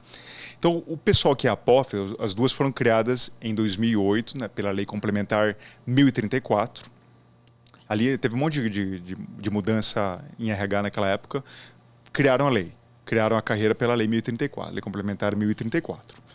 Então, ali tem os analistas em planejamento, orçamento e finanças públicas, que são os APOFs, e tem os especialistas em políticas públicas, que são os EPPs.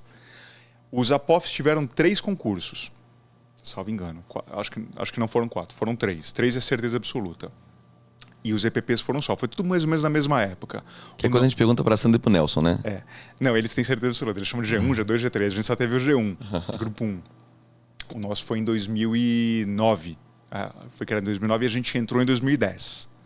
O curso de formação foi no final de 2009, a gente entrou em 2010 mesmo, ali por março, abril. Como que o Estado de São Paulo viveu sem vocês até esse momento? Cara, tranquilamente. O Estado de São Paulo não precisa de nós. O governo do Estado de São Paulo não precisa de nós e também não precisa dos APOFs. Esse governo não precisa de nós. Quem precisa de nós, assim, avoco uma certa arrogância talvez em dizer isso, quem precisaria de nós é o Estado. Agora, como esse governo está há muito tempo, é o que eu te disse, são corpos estranhos. Os APOFs e os EPPs, assim, servidores de carreira, no geral, se identificam. Agora, como essa estrutura de 26 mil comissionados, essa lógica antiga, em que os órgãos técnicos, entre aspas, são formados por essa estrutura hierárquica militar, que cumpre ordens políticas, no pior sentido, não queria, se pudessem escolher, eles falam, não, gente, vocês não são bem-vindos aqui não, viu? Pode sair daqui, a gente vai matar vocês por asfixia, vocês não vão receber reposição inflacionária nunca, saiam daqui, se possível. Então, no geral, a lógica foi essa. Então, viveu bem sem nós e começou a viver mal conosco lá. Aos poucos... Isso o governo. O Estado, ao contrário. O Estado, ao contrário, mas... O Estado estava mal, foi bem, e o governo que estava bem começou a ir mal, justamente porque o Estado está indo bem. Mas eu não diria que o Estado está indo bem ainda, porque, assim, diferente de outros lugares, por exemplo, o governo federal e o governo do município de São Paulo, por exemplo. O governo federal tem a carreira de EPPGG, que é o especialista em políticas públicas e gestão governamental, foi criado lá na década de 80, logo depois da Constituição. E é uma carreira empoderada. Tem 1.000 pessoas, recebe um bom salário que é padronizado com os outros salários de nível superior, então não tem essas assimetrias, essa loucura que tem aqui. Então é uma carreira empoderada. Eles conseguem desenvolver um trabalho lá razoavelmente empoderado. São respeitados no geral e quando tem algum tipo de trabalho ou cargo de alta relevância ou complexidade técnica, no geral eles são lembrados e são colocados ali. Servem muito bem a esse propósito. No município de São Paulo, há alguns anos, Foi no governo Haddad isso. Ele criou, inspirado lá no governo federal, criou a carreira de APPGG, mesmo nome, né? Analista em Políticas Públicas e Gestão Governamental. Criou esse cargo lá. Acho que foram 200 cargos. A ideia inicial era ser 500 cargos, mas daí com um discurso cínico, um dos vereadores que bate no peito para falar que gestão, eficiência, essas coisas, lutou para diminuir para 200. E daí criou também junto uma carreira lá, que, puxa, eu não lembro o nome agora, mas uma carreira específica para a Controladoria Geral do município, que são os controladores. Então lá no município de São Paulo, eles têm os APPGGs e tem os controladores. É como se fosse aqui os EPPs e os APOFs. No governo federal, os EPPGGs e os APOs. Só que no governo federal e no município de São Paulo, e em outros estados também, Pernambuco, na Bahia, tem outros lugares em que essas carreiras são empoderadas, são bem-vindas. Só que tem alternância de poder, né? Então, como tem alternância, chega um governo que pode perder a próxima eleição, ele tem entregas para fazer. Então, ele quer fazer coisa acontecer. Ele quer girar a máquina, quer fazer acontecer. Como aqui a dinâmica não é, aqui em São Paulo a dinâmica não é, aqui no estado de São Paulo a dinâmica não é essa, então não tem entrega para fazer de fato. A estrutura aqui é outra, é manutenção de poder. Não precisa entregar. Não precisa entregar nada. Se não entregar nada, não tem problema. Não vai ser punido nas urnas, geralmente, por isso. Então, a gente que chegou aqui para tentar fazer entregar, para tentar desburocratizar, para tentar desatar os nós de caos, para tentar estruturar controle interno e tal, é mal-vindo, não é bem-vindo. Então, quando a gente consegue fazer alguma coisa, é muito mais por mérito dos próprios colegas do que por uma estrutura de Estado que dá valor para isso.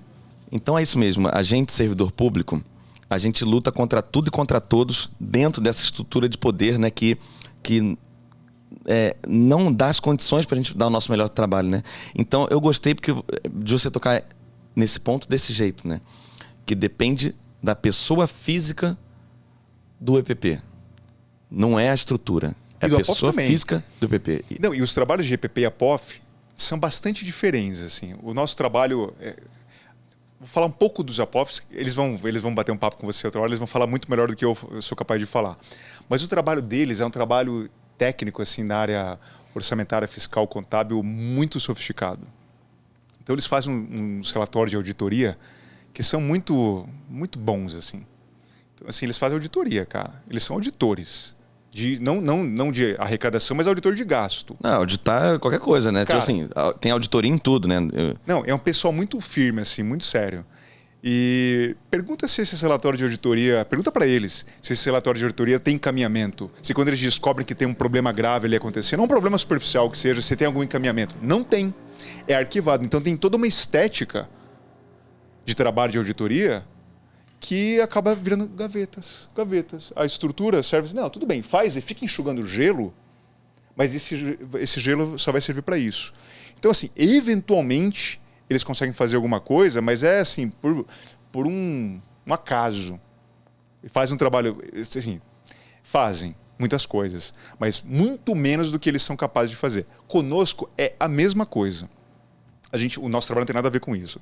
A gente faz um trabalho que é de ir num órgão setorial... Quer mandar? Não, quero... fala assim, ó. Me diz uma coisa que a gente andando na rua, a gente vê, que a população, o cidadão vê. Me diz uma coisa que a gente vê na rua e me conta do seu trabalho, como que chega a esse serviço público na rua. Ó, nesse primeiro concurso nosso aí, entraram 150... Daí, ao longo do curso de formação, foram ficando alguns. Passaram em outros concursos, enfim. Acharam que não ia dar nada ali. Acho que entramos em 132. Hoje somos 74. O Estado de São Paulo, o governo do Estado de São Paulo está fazendo o Estado de São Paulo perder talentos. É uma loucura, cara. É uma loucura. Vamos lá, perdão. São 74. E perdendo. Vai ter concurso da prefeitura. Vai perder mais, assim, porque a ideia é essa. E os dirigentes acham ótimo. Isso, vão todo mundo embora, se for possível. Mas a gente faz diferentes tipos de trabalho. Então tem EPP em cargos, em cargo de direção, em cargo de coordenação e tal, fazendo um trabalho técnico de verdade, sem ser essa performance de trabalho técnico, tentando organizar coisas importantes.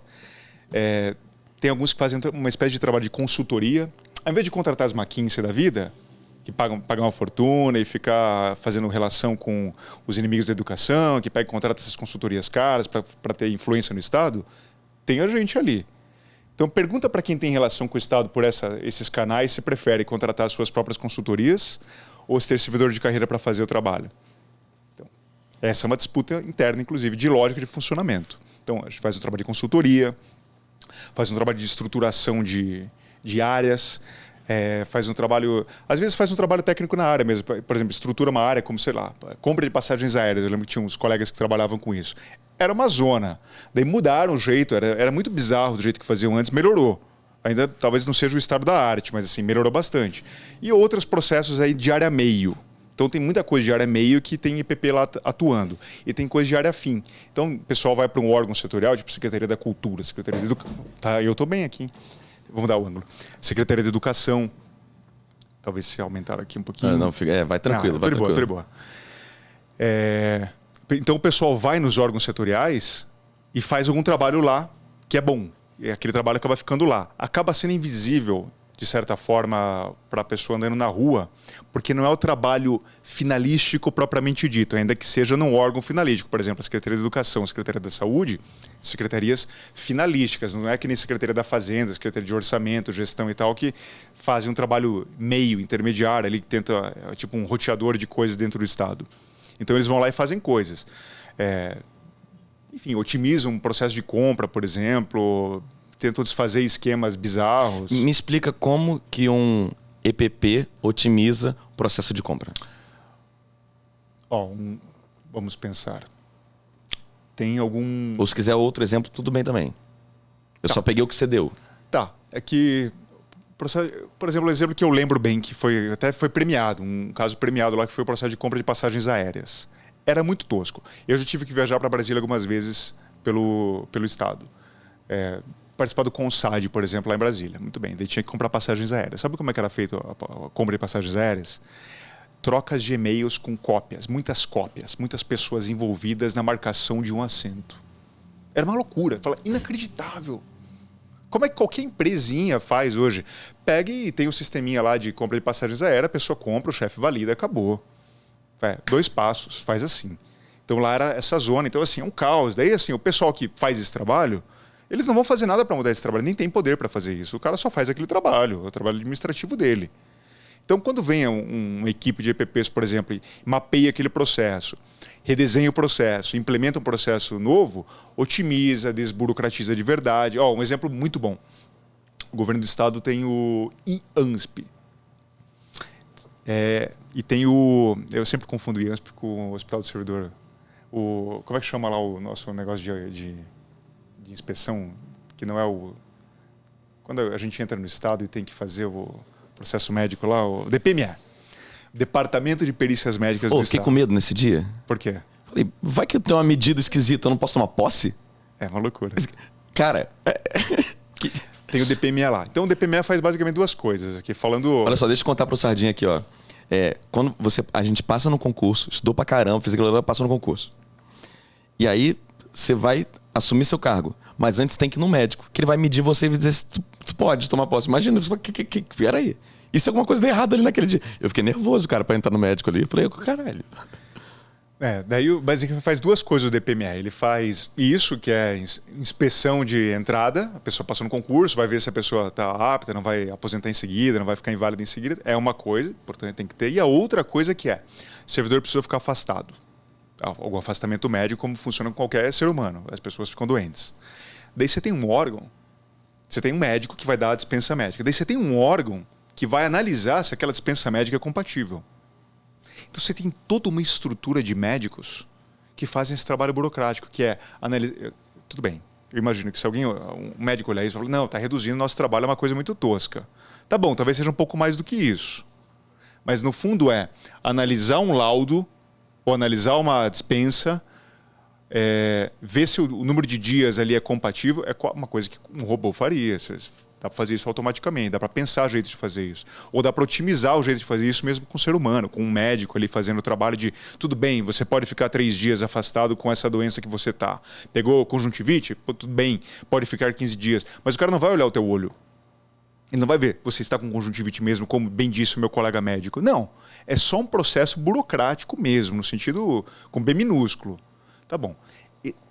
O DPME já teve 3 processos de redesenho. 3. 3, que eu sei. Assim, talvez tenha tido mais. 3 que eu sei, dos quais participaram colegas EPPs. Nenhum deles foi adiante. Olha. Porque na hora de emplacar, tem milhares de barreiras que preferem, não, deixa mantido o caos. A ideia não é redesenhar e otimizar gestão, eficiência, essas palavras bonitas, as buzzwords. Não, deixa do jeito que está. Eu gostei muito da ironização disso em buzzwords. Foda. Não é, cara, são buzzwords da gestão pública. Então vamos lá, olha só. Deixa eu ver se eu entendi direito. Abriu a porta do Estado, tá ali, tá tudo bagunçado. Tá tudo bagunçado, tá uma zona. Vem o EPP, mapeia, organiza processo, arruma a casa e aí isso faz o quê? Sobra dinheiro. Então, deu para fazer mais serviço público para a população. Isso acaba sendo invisível. Eu quero deixar um abraço para os EPPs que fazem isso. Eu também. Um abraço. Vocês merecem database, merecem respeito, merecem valor, merecem tudo. Não, eu tenho muita consideração pelos meus colegas assim. Mesmo Deixa eu apertar sua mão. Não, imagina. Isso aí é... Não, mas eu tenho muita consideração mesmo. Eu fico contente de estar numa carreira com essas pessoas. Sabe aquela do jogador de futebol? Não, eu tenho muito orgulho de fazer parte desse time e tal. Sim. Que é o meme. Então, eu, de certa forma, tenho um orgulho de estar numa carreira com pessoas que fazem esse tipo de trabalho. Eu quero pegar a palavra que você falou de orgulho. Lá em 2019, que a gente estava brigando, em 2019... Eu estava no sindicato em 2019 e a gente estava... Eu estava fazendo um trabalho de levar colegas para ir à Lesp, mobilizar para a gente falar com deputados. E aí eu percebi que muitos não se mobilizam para articular, para a gente pleitear. E eu vejo que muitos não fazem isso porque, em primeiro lugar, não acreditam que a classe política vai atender nenhum pleito, porque ela sabe que ela já está achando que o pleito dela não é razoável de ser pedido. Eu falei, peraí, eu tenho um problema anterior. Peraí, antes de eu pleitear, eu preciso resolver aqui dentro de casa o que está acontecendo, galera. Vocês não acreditam mais? Então, assim, eu percebi na hora que a gente precisa retomar o orgulho de servir. E a gente fez um projeto chamado Orgulho de Servir. A gente listou, fui lá começando a anotar assim, ó. Na pandemia, eu lembro de estar lá no home office, tomando um cafezinho, que o meu café é muito melhor do que daquela maquininha que eles botam lá na secretaria, né? Eu fazendo o meu café ali em casa. E eu fui listando todas as barbaridades que falam contra o servidor público e tentando, tipo, quebrar a coisa. E aí, para cada argumento, a gente fazer um vídeo desmistificando essa questão. Como, por exemplo, que uma hora eu parei aqui para fazer da pergunta lá se é compatível com conta pública, salário de servidor. E aí a gente tem no YouTube um projetinho, Orgulho de Servir, que tem, sei lá, uns 8 argumentos. E aí, se der tempo, eu queria passar. Eu já te mandei o vídeo? Confirma para mim, por favor, Igor. Tem o quê? 1 minuto e meio? Tá, bota esse vídeo que eu quero pegar a opinião eu quero conversar esse assunto com o Leandro. Você sabe por que a ideia de Estado mínimo não é boa para a população? Para começar, o conceito de Estado mínimo defende que o setor público interfira minimamente em questões econômicas do país. Parte da população defende essa ideia alegando que a presença do Estado seja prejudicial ao sistema de mercado, ou seja, à iniciativa privada. É fato que o mercado estimula de modo eficiente a produção e faz o balanço dos preços de mercadorias.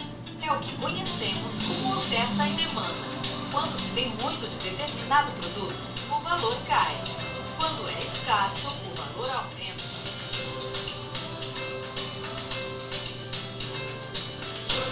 Então, os apoiadores do Estado mínimo acusam o setor público de ser o vilão dessa grande engrenagem chamada mercado, o que não é verdade. Basta olharmos um pouco para o passado. O Estado unificou a legislação e o sistema de pesos e medidas, cortou impostos de importação e exportação entre regiões de um mesmo país. Tudo isso fomentou a economia como um todo. Além disso, fez investimentos em infraestrutura logística. A exemplo das grandes navegações, que aumentaram exponencialmente o comércio internacional. Ainda hoje, o Estado é um grande impulsionador do desenvolvimento econômico. Veja este exemplo atual. Durante a pandemia da Covid-19, muitas empresas perderam receitas e precisaram demitir funcionários. O desemprego aumentou e a incerteza do futuro fez com que famílias diminuíssem o consumo. A diminuição do consumo gerou novas demissões. Para mudar o cenário, o Estado injetou bilhões de reais na economia através do auxílio emergencial. Com isso, conseguiu aumentar novamente o consumo e evitar novas demissões, fomentando a economia de mercado. Viu só como a iniciativa privada e o Estado podem andar juntos? Agora você já sabe. Quando ouvir que o Estado mínimo é o ideal, diga: o Estado não deve ser mínimo nem máximo, mas o Estado necessário.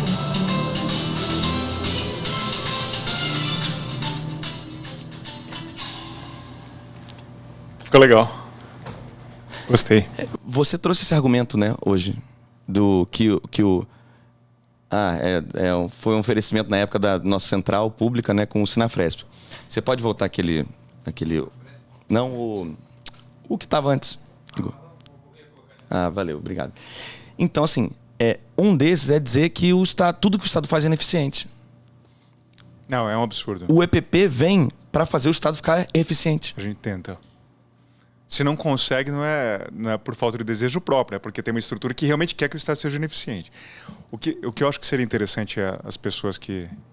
Entendo completamente. A gente está numa época em que as pessoas defendem o Estado mínimo, são bombardeadas o tempo todo com a ideia de que o Estado é malvadão, que os políticos não prestam e tal. Em boa medida, as pessoas têm razão. O Estado, em alguma medida, é malvadão, e em alguma medida os políticos não prestam. Só que tem uma outra medida que é o contrário. É uma questão dialética. Assim. O Estado faz coisas boas e ruins, a iniciativa privada também. Os políticos também, os empresários também, nós, o bem e o mal está junto. Então seria, acho que o jeito de olhar certo para o Estado é tentar atacar aquilo em que ele é ruim e proteger, defender, fortalecer aquilo em que ele é bom ou deveria ser bom. Porque se ataca como um todo, você mata o corpo inteiro. Agora, se a gente quiser assim, a destruição do Estado, a gente volta para o feudalismo, Mad Max, tem vários filmes distópicos que dão uma ideia de como é que seria um capitalismo sem Estado. Agora, no geral, as pessoas não imaginam a superação do capitalismo, elas imaginam a superação do Estado. Assim, o massacre ideológico vai nesse sentido. Então, assim, se a gente quer capitalismo, tem que ter Estado. Pergunta para os capitalistas. Claro, eles são cínicos no geral e falam, não, o Estado é mau, o Estado faz coisa, mas o Estado trabalha para eles nessa dimensão ruim. Agora, a gente está lá para tentar disputar isso. Então, o Estado, dentro dele, você sabe disso tão bem quanto eu, dentro do Estado tem as disputas e os conflitos que tem na sociedade como um todo. O Estado representa isso de certa forma. Então, a gente tenta lá dentro usar essa alavanca fantástica e poderosa que é o Estado para fazer coisas boas e produtivas para a humanidade. Tem segmentos dentro do Estado que fazem o contrário. Isso está em disputa lá dentro. Sim. Então, atacar o Estado como um todo, no geral, vai atacar a parte boa. Vai atacar as camadas que poderiam fazer coisas boas. Vai atacar saúde e educação primeiro. Não vai atacar tiro, porrada e bomba. Eu quero pegar esse gancho para perguntar.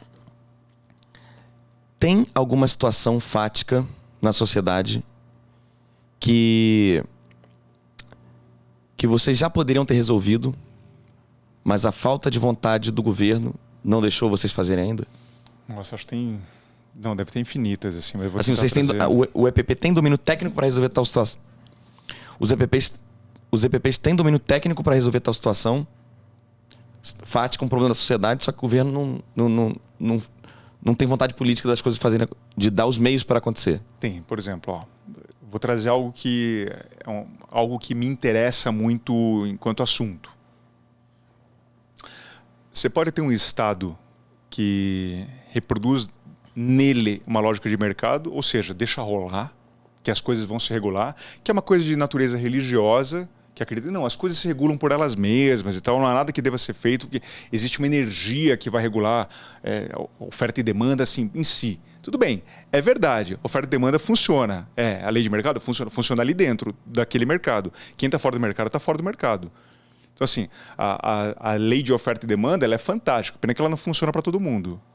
Porque se tem demanda, mas ali o sujeito que tem demanda não consegue passar para esse sistema de informação sofisticado que é a lei de mercado, se ele não consegue passar para o sistema a sua informação de que ele demanda aquilo porque não tem dinheiro, a demanda dele não vai ser representada nessa estrutura.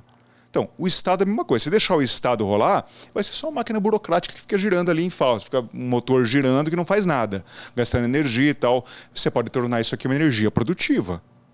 Então, como é que poderia ser uma energia muito mais produtiva do que é? Se a gente soubesse para onde quer ir e fosse. Então, se o Estado planejasse, por exemplo, a sua ação estatal, assim, vamos para lá. Na educação a gente vai fazer isso, na saúde a gente vai fazer aquilo lá, na segurança a gente quer fazer isso aqui, no transporte a gente quer fazer isso lá, a gente quer trabalhar com a miséria de tal jeito. Então, se a gente fizesse isso, muito bem, isso ia ser um trator muito produtivo. Ia engrenar aquilo ali para um sentido produtivo. O outro jeito é não olhar para lugar nenhum. Então, uma frase que eu adoro, assim, desde que eu entrei no Estado, isso para mim fez muito sentido, que é uma frase atribuída ao Sêneca, filósofo, que é: para uma nau sem rumo, nenhum vento lhe será favorável. Um estado mínimo é uma nau sem rumo. Ela é dirigida por quem comanda aquela nau. Mas nós que somos os contribuintes, os cidadãos daquela nau ali, a gente está sendo só dirigido por quem comanda a nau. Agora, uma outra forma é a gente se comprometer com planejamento público, por exemplo, planejamento de médio e longo prazo, e orientar as coisas para lá, estabelecer metas, tentar fazer isso aqui ser uma força produtiva, uma força que nos comprometa para um determinado sentido. Isso é uma coisa que a gente poderia fazer, por exemplo. A gente tem muita dificuldade de fazer. Por exemplo, o PPA, lá, que é o nosso planejamento de médio prazo de 4 anos, plano plurianual. Na prática, o que ele é de fato? Ele é um orçamento muito mal feito de 4 anos. Ele não engrena um planejamento estatal de fato. A gente tenta, mas não consegue. Me diz como que você tenta e onde que não consegue. A gente tenta, por exemplo, mudar a estrutura de como é feito o planejamento e o orçamento no Estado. Uma dificuldade assim, tremenda, sem tamanho. A gente tentou criar, por exemplo, uma metodologia, implementar na lógica do jeito de fazer o planejamento chamado orçamento por resultados. Palavras bonitas, orçamento orientado por resultados e tal. Tentamos. Consegue? Não, a gente não consegue fazer, cara. A gente não conseguiu mudar o suficiente. Então a gente mudou algumas coisas, não conseguiu engrenar o orçamento no planejamento. Então, na verdade, é o seguinte, a gente não planeja. A gente faz um planejamento burocrático, a gente cumpre todas as etapas, preenche os formulários, publica, manda na data certa, a Lesp pega e faz os carimbos dela. Tá? Os protocolos formais são feitos. Planeja de verdade? Não planeja. O orçamento por resultado é um pleito da categoria? Não. Isso é um pleito, cara, isso é um pleito do FMI. E beleza, bacana. Seria bom se a gente conseguisse fazer. Não faz por quê? Porque não tem vontade política. Aliás, sei lá, se desse para calcular, eu diria que 90% das coisas que não avançam é por má vontade política. Porque, por exemplo, quando chega um governo e fala assim, eu vou me comprometer com indicadores e metas. Vou me comprometer. Vamos para lá, aqui, vamos para cá, ali. Tá. Ele corre o risco de não cumprir aquelas metas e ser cobrado por isso. Tem governantes que já tiveram peito de fazer isso. A maioria prefere não fazer. É muito mais confortável. Você não faz nada. Daí, de vez em quando, esse governo, inclusive esse longevo governo, faz muito disso.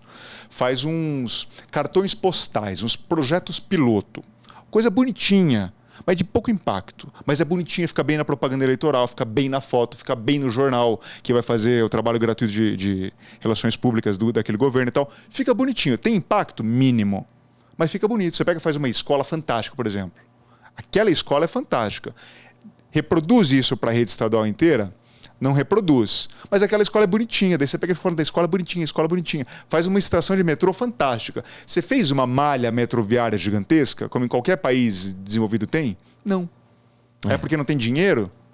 Vontade tem política. dinheiro. É má vontade. E em falta de vontade política, tem algum pleito da categoria que pode ser transcrito em um projeto de lei?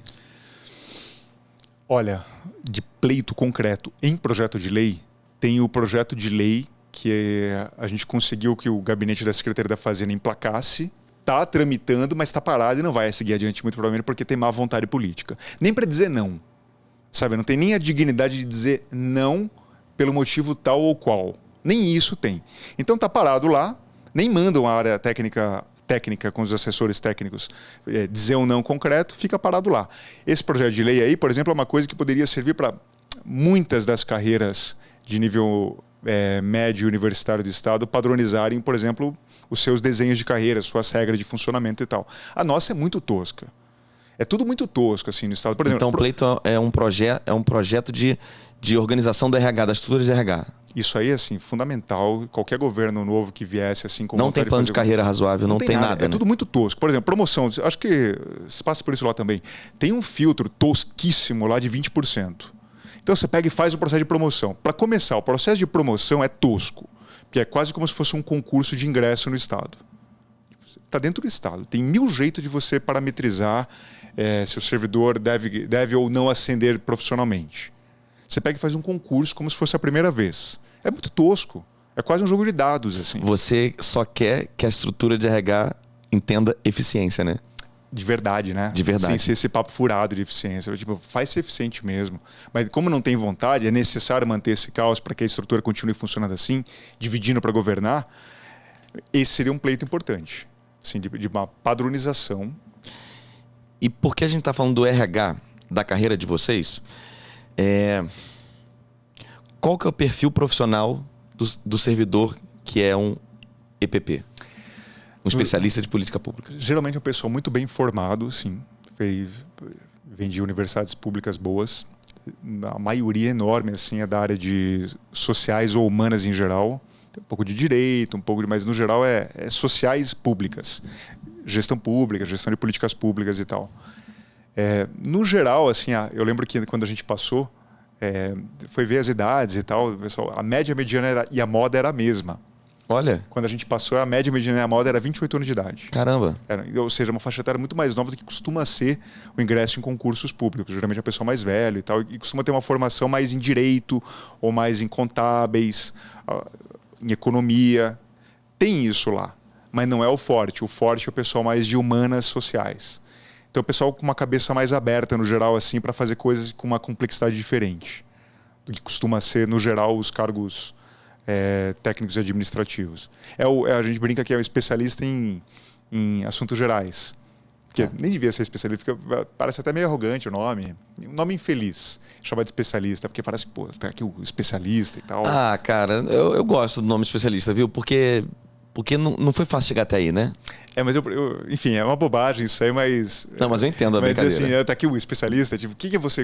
Eu sou um especialista, fica uma coisa... A gente brinca internamente com isso, é uma você piada mesmo nossa. dizer isso... É piada nossa. Você prefere falar sua sigla do que falar o seu nome que tem inclui especialista. Tá aqui os especialistas e tal. Até gera um certo ressentimento nesse pessoal que é nosso adversário internamente lá, que faz de tudo pra gente ser expulso, expurgado, querer desistir da carreira.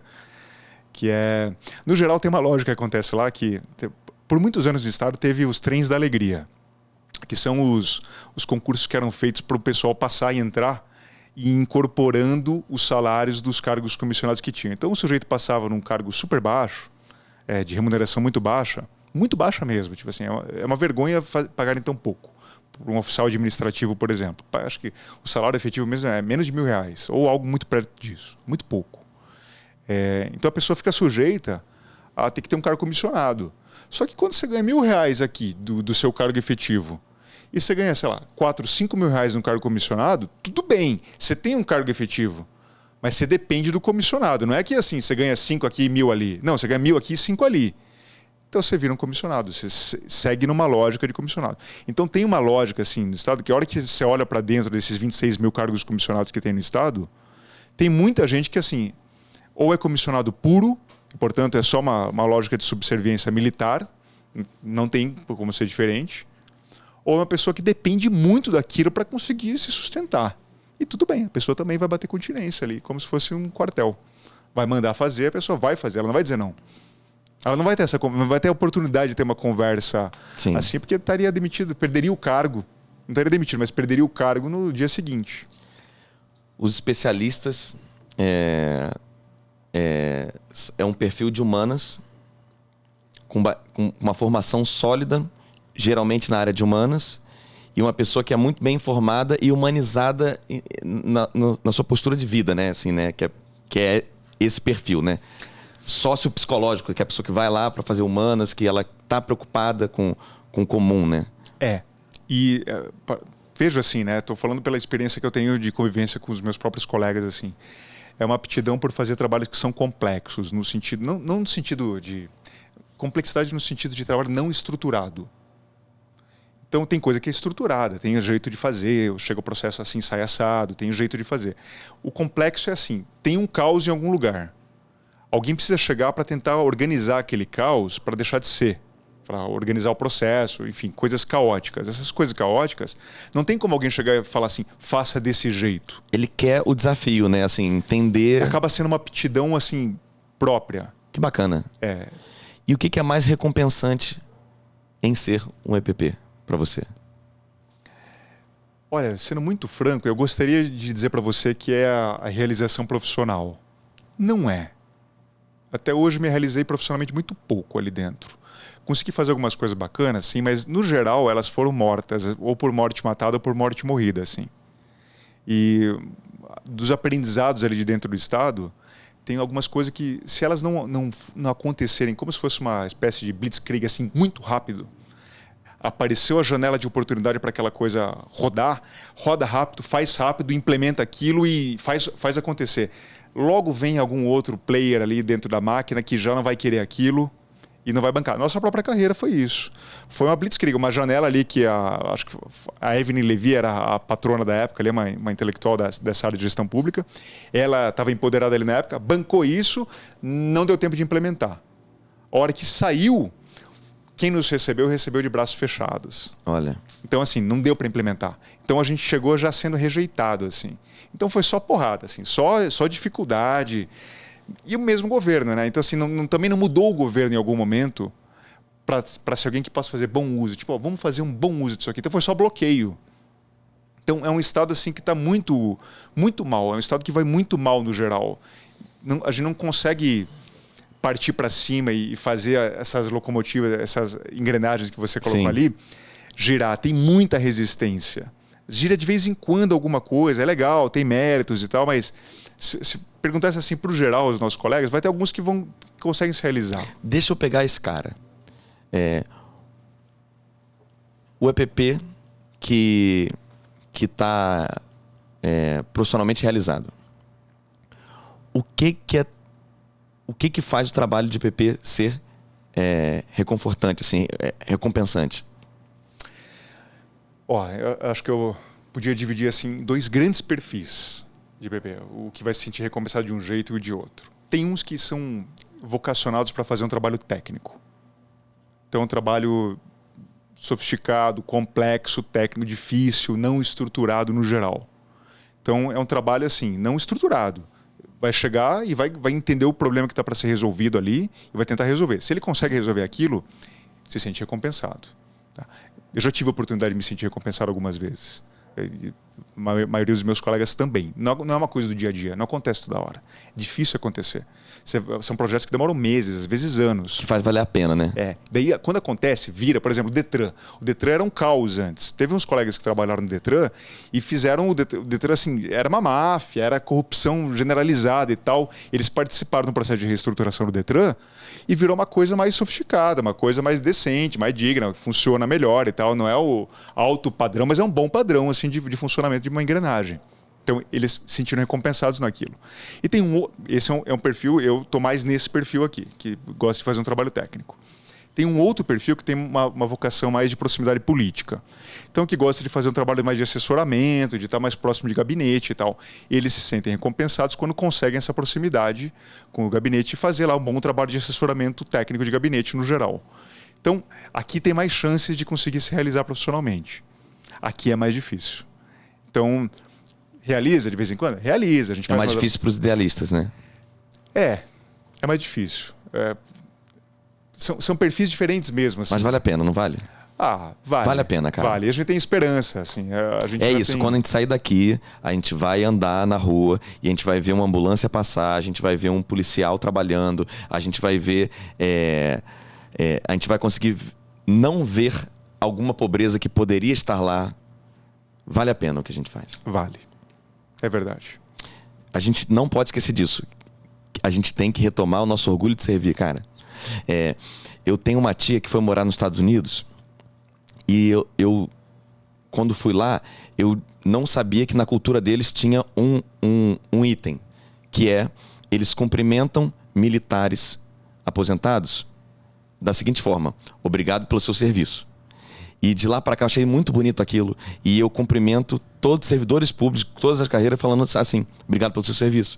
Então eu quero falar para você, Leandro, obrigado pelo seu serviço, obrigado para os EPPs pelo seu serviço e para todos os servidores públicos que assistirem esse programa aqui hoje, porque isso aqui é uma conversa da gente apresentando o nosso valor, não o nosso valor do servidor, do serviço público, que é o que a sociedade paga e o que ela quer. E a gente está tentando muito fazer. Tá difícil, porque a classe política é que é o patrão. As decisões são dali, a gente está só executando. E a gente tenta fazer, né, do melhor jeito.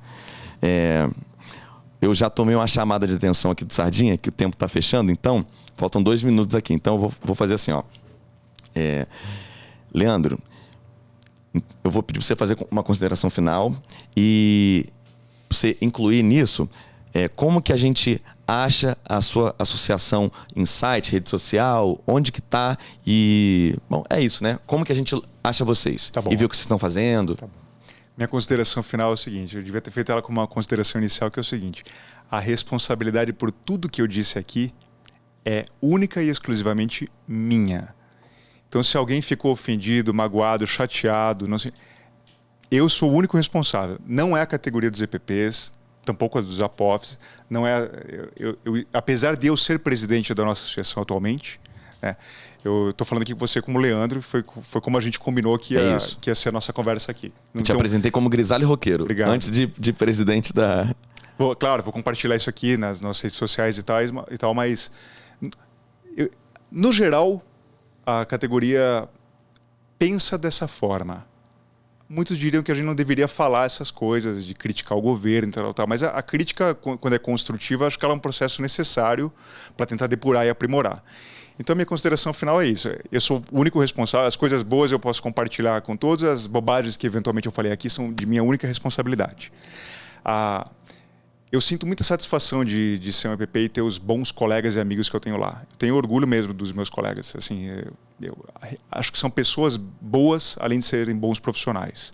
Então isso me dá uma satisfação mesmo de ser o presidente da associação, por exemplo, de ser diretor, de servir aos meus próprios colegas na associação. É um pouco por isso que eu acho que eles valem a pena. Senão eu estaria fazendo outra coisa com o meu tempo que não fosse isso, inclusive. Então acho que eles valem a pena, são pessoas que valem a pena mesmo. Espero que a gente tenha a oportunidade de fazer isso valer a pena para mais pessoas além de nós próprios, assim, conseguir fazer mais giros, fazer essa engrenagem girar mais forte, mais potente, com mais resolutividade, com mais eficiência de verdade, sem esse papo furado, fazer acontecer. Então é meio que para isso que eu estou aqui, eu sei que os meus colegas também, a gente está no estado meio que para isso. Essa é a consideração final. E a gente pode ser encontrado... Sigla horrível, eu sei, a gente brinca com isso também, mas a gente tem... AEPPSP. A abreviação de Associação dos Especialistas em Políticas Públicas do Estado de São Paulo. AEPPSP. E a gente tem o site, a gente tem Facebook e Twitter, a gente já usou muito Facebook, mas hoje em dia a gente não alimenta mais, a gente mal alimenta o nosso próprio site. Mas eles estão lá, são os nossos canais de comunicação, principalmente o site hoje em dia. Então, os nossos estudos que já fizemos no passado, um monte de coisa interessante, a gente já fez um observatório de políticas públicas que está lá, tem muita coisa interessante lá no nosso site. Lá eu acho que é o ponto focal assim, para onde alguém pode olhar se tiver interesse em saber as coisas que a gente faz. Tem portfólio da carreira, vários trabalhos que os colegas já fizeram, está tudo lá bem organizado. Obrigado, Leandro. Foi muito bom mesmo. Leandro Salvador, presidente da AEPPSP. Obrigado pela conversa, pelas informações. Todo mundo aqui aprendeu bastante, né? Ele trouxe muita coisa legal. E é isso, né? Os auditores, os EPPs, os APOFs, a gente tá ali trabalhando e no final das contas acontecem as coisas, né? Eu gostei muito da gente... Essa conversa era para ter acontecido há muito tempo. A gente tem que estar mais próximo, né? Porque a gente coopera e as coisas acontecem. Quero agradecer. E para quem está em casa, eu quero dizer obrigado pelo seu serviço. Valeu. E eu quero te agradecer também. Obrigado pela oportunidade, cara. Foi bem legal essa conversa. Valeu. Valeu. Fechamos então.